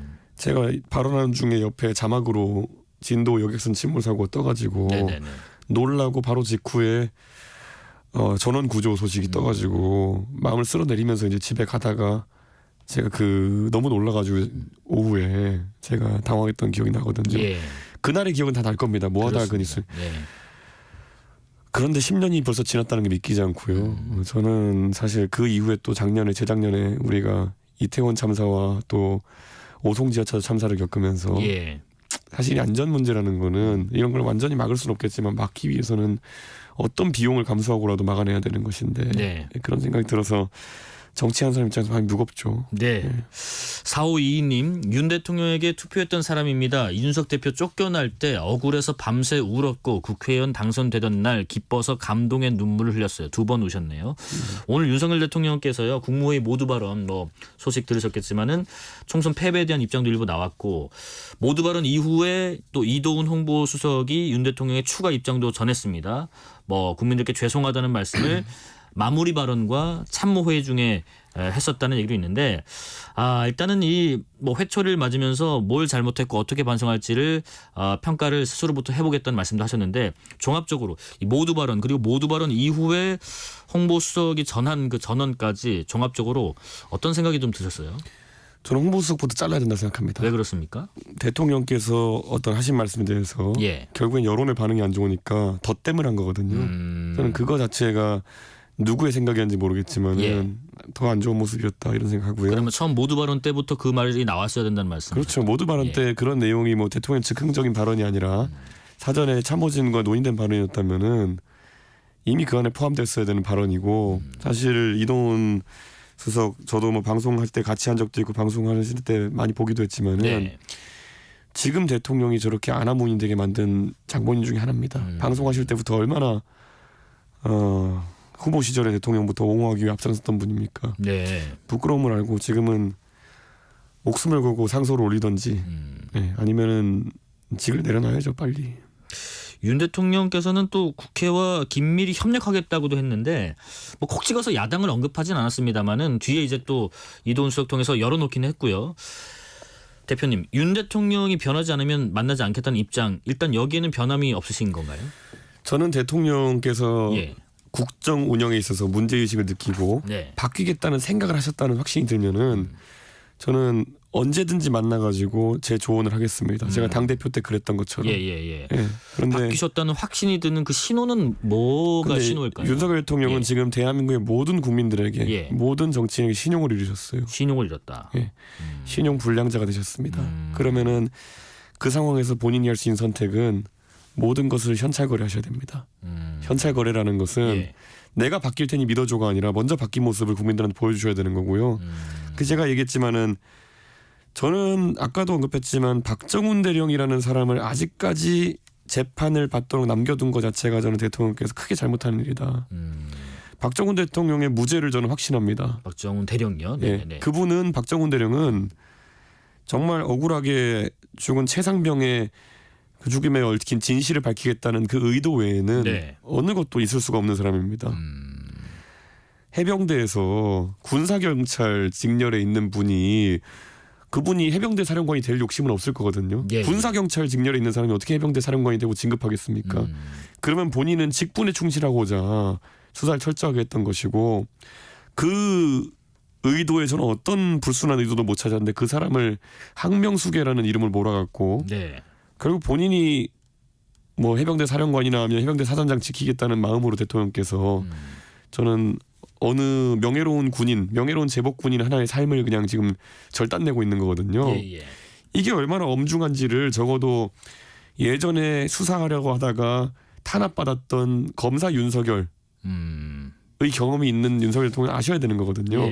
자기 부정입니다. 본인이 박근혜 정부 때 수사하려고 하다가 탄압받았을 때는 그거는 억울한 거고 문재인 정부 때 조국 수사하려고 하다가 탄압받은 건 억울한 거고 박정훈 대령이 권력관계에 있는 것도 아니고 억울하게 죽은 해병대 최상병의 그 문제에 대해서 자세히 들여다보려고 한다는 이유만으로 지금 재판을 받게 하고 있다는 거 전 자기 부정이라 봅니다. 그리고 만약 박정훈 대령이 지금 적용받는 혐의에 대해서 무죄를 받는다? 저는 탄핵 사유라 봅니다. 예. 지금 탄핵 말씀을 잠깐 하셨는데요.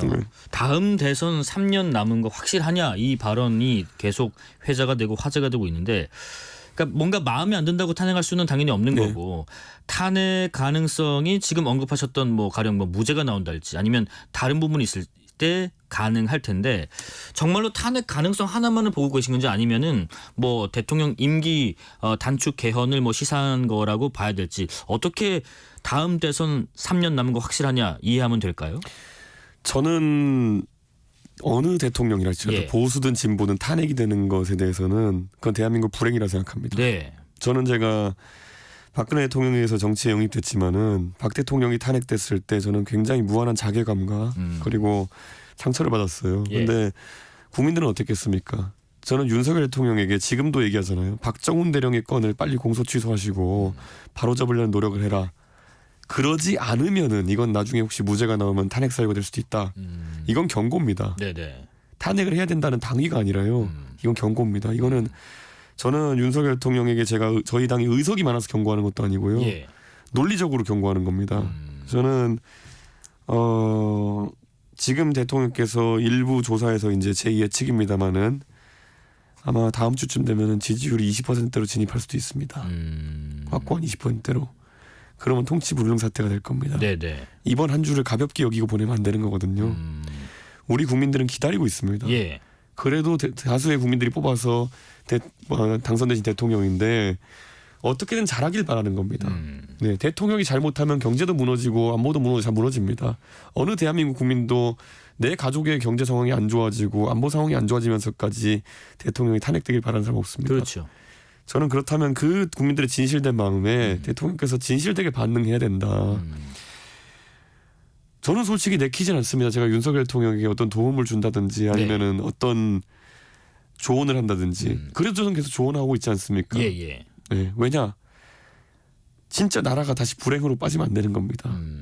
저는 대통령이 잘 되라는 마음으로 대통령 후보 시절에도 제가 이거 해라 저거 해라 했던 거고 그것 때문에 대통령이 불쾌해서 저한테 해코지 하신 거라면은 그래도 좋습니다. 저는 그래도 그 당시에 저는 할 말 했다 생각하는 거고 지금도 이제 야당의 대표가 돼 있지만은 저는 할 말 할 겁니다. 저는. 민주당이나 조국혁신당 대표처럼 영수회담을 먼저 제안하실 일은 그럼 어떤 변화가 있지 않으나 없으시겠네요. 저는 최소한 박정훈 대령의 그런 공소는 취소하고 그 다음에 적어도 조언을 구한다면 제가 대통령에게 여러 포괄적인 조언을 할 의사도 있고 무엇보다도 예를 들어서 민생에 관해서는 조언 이상의 협력도 할 생각이 있습니다. 그런데 우선 대통령께서 아까 말했던 것처럼 아집에 휩싸여 있는 부분 그럼 민생에 있어서는 대통령께서 어떤 참모들의 어떤 보고를 받으신지 모르겠지만은 보고가 잘못되어 있다 봅니다. 그러니까 해법이 잘못된 것이 계속 나오는 겁니다. 당대표 인사로서 이번에 또 대통령께서 국정의 실타를 풀어야 되는 게 저는 지금 총리 후보군이나 아니면은 대통령 비서실 인사로 이제 얘기 나오는 하마평에 오르는 분들 솔직히 실망입니다. 전격적인 변화가 필요한 겁니다. 네네네. 당대표 일단 불출마 선언을 하셨고요. 그럼 전당대회 이후에 지방선거에 좀 올인하겠다는 말씀으로 좀 이해를 했는데 개혁신당이 지금 뭐 한국의 희망, 원칙과 상식, 새로운 선택 이렇게 여러 정파가 연합해서 정당을 이루고 또 총선을 치렀는데 지방선거는 그럼 구체적으로 어떤 부분을 준비하셔야 되는 건가요? 저희가 여러 정파가 연합해가지고 뭐 개별 후보들도 각자 조금씩은 차이가 나는 메시지로 선거에 임했죠. 근데 뭐 제가 당선되고 또 그리고 후보들 간에도 보면은 결국 득표율이 조금씩은 차이 나지만은 통한 메시지가 통하지 않은 메시지가 있습니다. 그렇다면은 저는 개혁신당 이번 선거에 대해 가지고 저희가 비록 많은 의석을 얻지 못했지만은 가장 국민들이 개혁신당이 바라는 건 무엇인지를 알 수 있었습니다.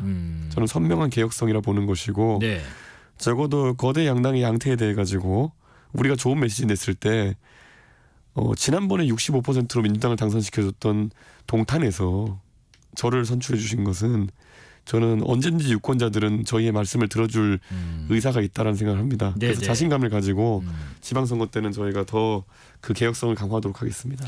질문도 들어오는데요. 연관된 질문 드려보겠습니다.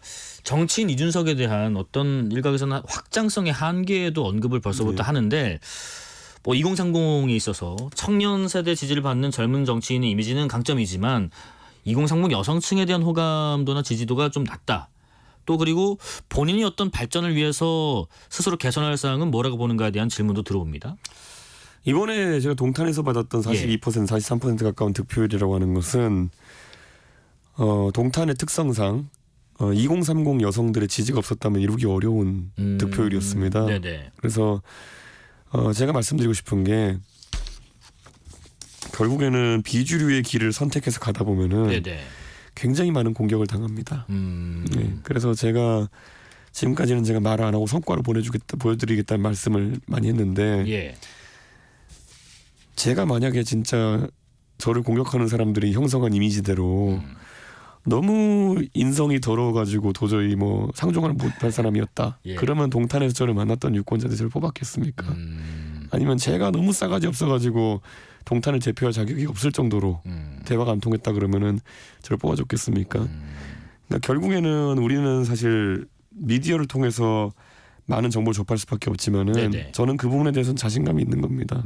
다만 그래서 앞으로도 제가 당대표를 이번에 안 하겠다고 했던 것은 전국을 돌면서 구석구석 우리 개혁신당의 지지세를 늘리기 위해서 제가 노력해야 된다 이런 생각을 하고 있는 겁니다. 네, 정치 하나 짧게 하나만요. 그러면은 차기 총리 인선이랄지 대통령 비서실 개편이랄지 여기에서 지금 홍준표 시장을 총리로 모시는 게 좋겠다 하셨거든요. 혹시 이 이후에 다른 분도 언급하실 만한 분이 계신지 그리고 대통령 비서실장은 누가 하면 좋겠어요? 저는 총리 같은 경우에는요. 제가 홍준표 대구시장을 언급한 이유가 간단하게 말씀드리면 이겁니다. 대통령께서 2년 동안 협치를 안 하셨어요. 그럼 협치의 단계가 있는 겁니다. 이준석, 나경원, 안철수 다 치셔도 좋습니다. 하지만 적어도 대통령 선거에서 대통령 당신께서 가장 세게 경쟁하셨던 홍준표 대구시장과 협치하는 모습 보이신다면은 그러면 그게 작은 협치일 겁니다. 그리고 그 다음 단계로 가야 될 것이 생각이 좀 다를 수 있겠지만 야당에게 손을 벌리신다면 그게 또 다음 단계 협치일 겁니다. 그 다음에 이제 국제적으로 보면 대한민국이 지금 고립 상황에 빠질 위기에 있습니다. 그러면 국제적으로도 지금까지 외교 관계에서 조금 소홀했던 국가들과 또 협력해 나갈 수 있다면은 그게 또 대통령께서 외치에서 협치를 보여주는 모습일 겁니다. 저는 대통령께서 가장 작은 단위에서부터 시작하셔야 된다. 그게 바로 대선 때 주요 경쟁자였던 홍준표 시장과의 그런 손을 맞잡는 모습 이런 것일 것이다 보고요. 그 다음에 이제 당내 보면은 안철수, 유승민, 그 다음에 나경원, 김기현 이런 본인을 지지했지만 지금은 본인 내친 사람들. 저는 이미 다른 당에 있으니까 안 그러셔도 돼요. 근데 적어도 그런 단계가 있는 것이다. 저는 이렇게 봅니다. 질문이 하나 들어오는데요. 결혼하시냐고 물어보네요. 지금 결혼 계획은 없습니다. 결혼 계획 없으신 거고. 지금 뭐 결혼하기로 뭐 어디 발표났다는 식으로 물어보셨는데 그런 계획은 저도 언젠간 결혼하고 싶습니다. 자 그리고 뭐 아직 22대가 시작하지는 않았지만 유튜브에 가본 가짜 뉴스는 전 이미 조국 전 장관 딸이랑 결혼했다고 가짜 뉴스라는 것도 있어요. 제가 그것 때문에 얼마나 그 보수 지층에서 욕 문자를 받았는 줄 아십니까? 그만큼 그 인터넷에는 가짜 뉴스라는 게 횡행합니다. 자 22대가 아직 시작하지는 않았지만은 뭐 당 대표는 안 나가신다고 하셨고 이제 대표로 불리실 일이 22대 때는 있을까 싶습니다만 지방선거가 이제 준비하시고 끝날 때쯤에 또 개혁신당은 어떤 모습이면 좋겠고 또 22대 국회가 마무리될 때쯤에 정치인 이준석 의원은 어떤 역할을 한 사람으로 기억되면 좋을까요? 제가 이번에 세대 기반으로 한 창당을 하겠다라고 하고 수도권에 출마했을 때는 대한민국에 전에 없던 시도를 하려는 그런 노력이었습니다. 지금까지 새로운 당을 만든 사람은 보통 지역 기반을 가지고 이렇게 했거든요. 저는 적어도 대한민국의 젊은 세대, 이 라디오 듣고 계신 분들의 본인일 수도 있고요. 아니면 누군가의 자녀일 수도 있고 누군가의 손자, 손녀인 세대들도 정치권에서 더 이상 산업화 세대, 민주화 세대에 눌리지 않고 할 말 할 수 있는 그런 정치 공간을 만들어내고 싶은 거고요. 라디오 듣고 계신 분들 아직 당원 가입 안 하신 분 있다면은 개혁신당 네이버에 검색하셔가지고 당원 가입해 주시면은 제가 기뻐서 춤추겠습니다. 알겠습니다. 여기까지 말씀 듣겠습니다. 지금까지 이준석 개혁신당 경기 화성을 당선인이었습니다. 고맙습니다. 네, 감사합니다. 오늘 뉴스레터 K 여기까지입니다. 커피 쿠폰 받으실 분들 홈페이지 확인해 주시고요. 오늘도 여러분과 함께 세상 읽어봤습니다. 지금까지 뉴스레터 K KBS 김용준이었습니다. 고맙습니다.